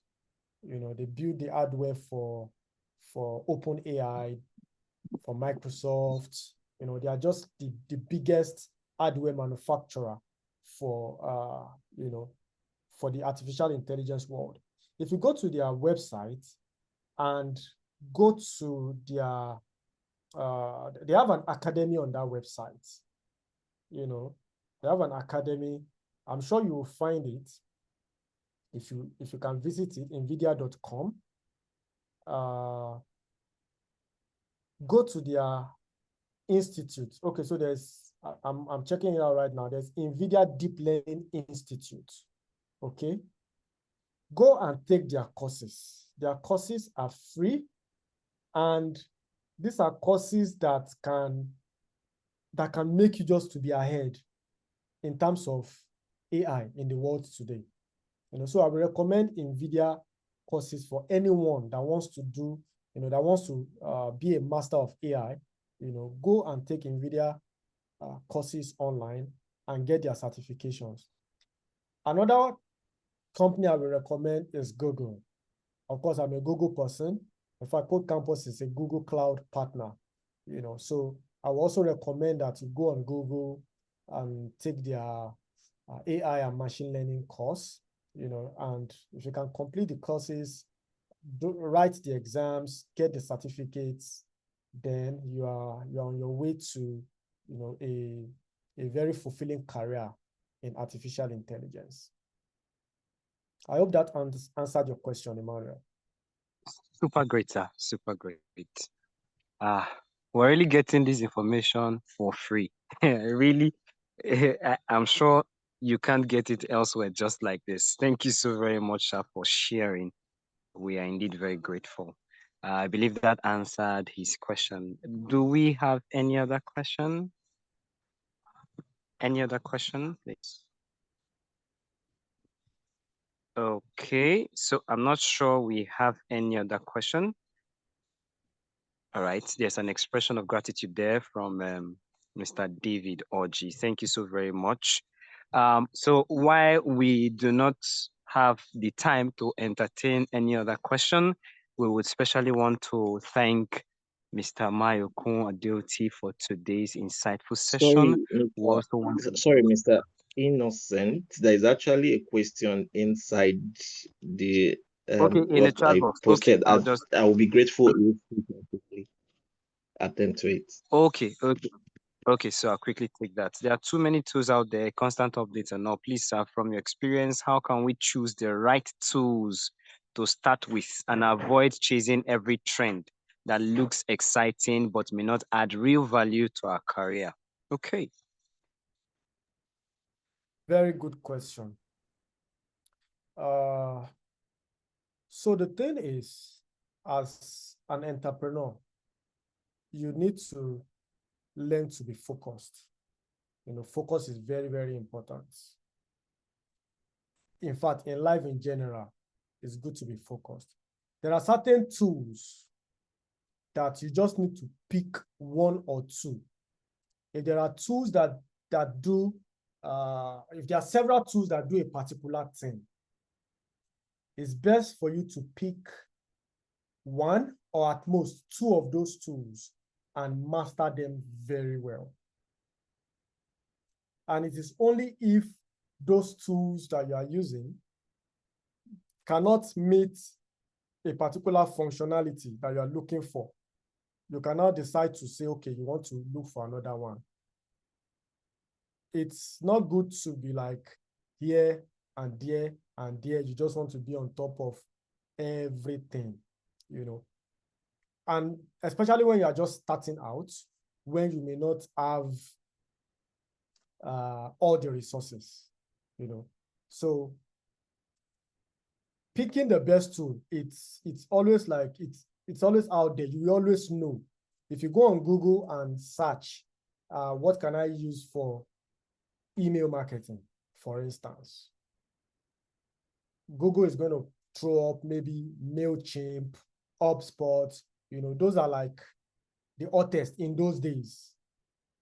The best tools will always come up first, the best tools. So you can just pick one and learn it and stick with it.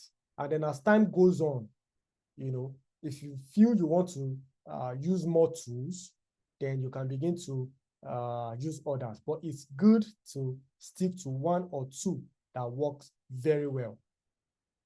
That way, you are going to become a master at it, and you're always going to use it to achieve results. The only exception is in digital marketing.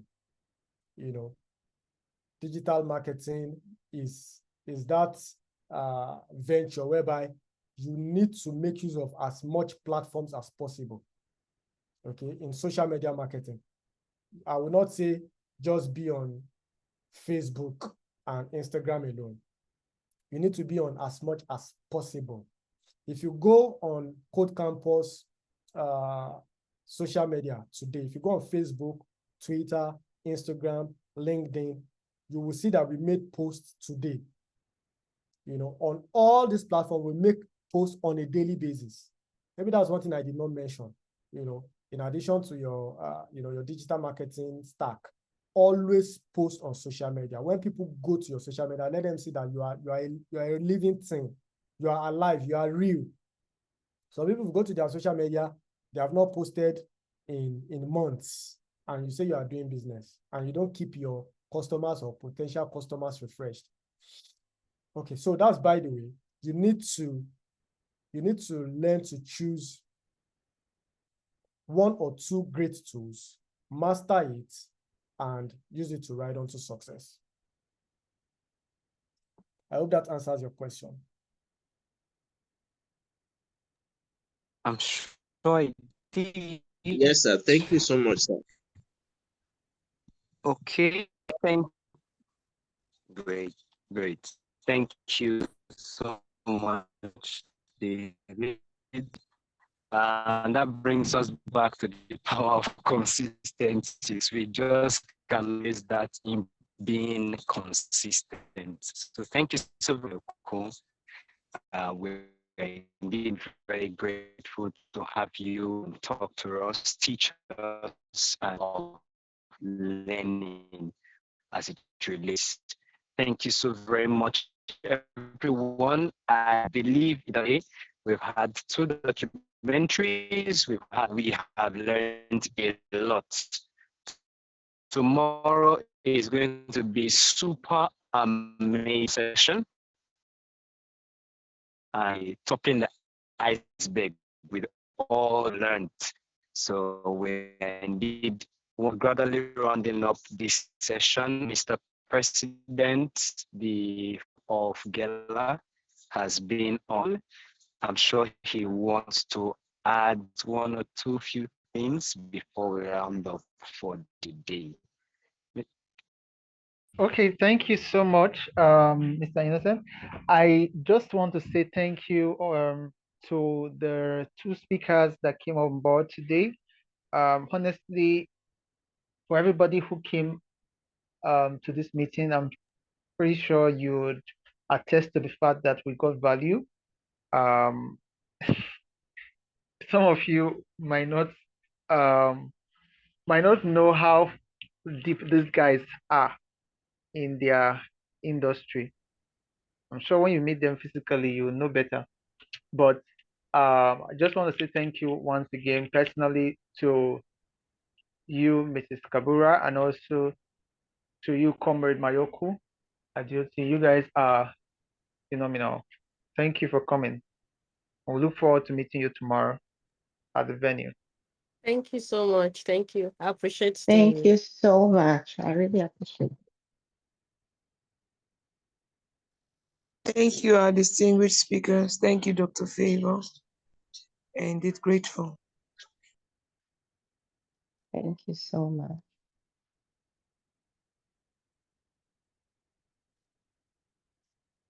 Right. Great. Thank you so much. And again, and one delegates this YCC one thing joining us. They didn't just say today, and I believe some of it will be tomorrow. It has great in learn. So you today admit Dr. So bring this on to light. You want us tomorrow. Session begins at 8 in Abuja.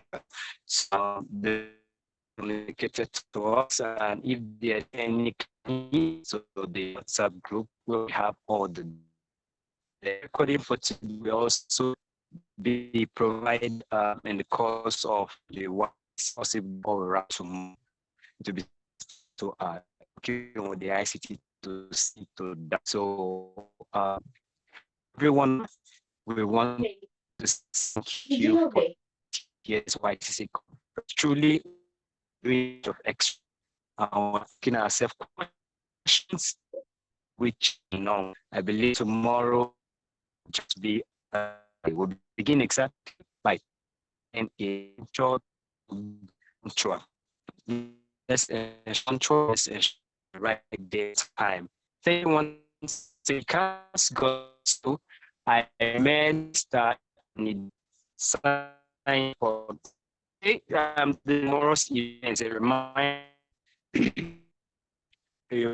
for the code company at okay come office great on the Google in the address and you let exams. Thank you, Dr. Favor, for the reminder. I'm out for today. We'll meet tomorrow. Veterans Month. Please doing you guys tomorrow. You. Good night from Nigeria, everybody.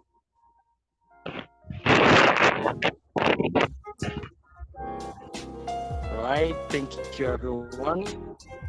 Good night, Nigeria.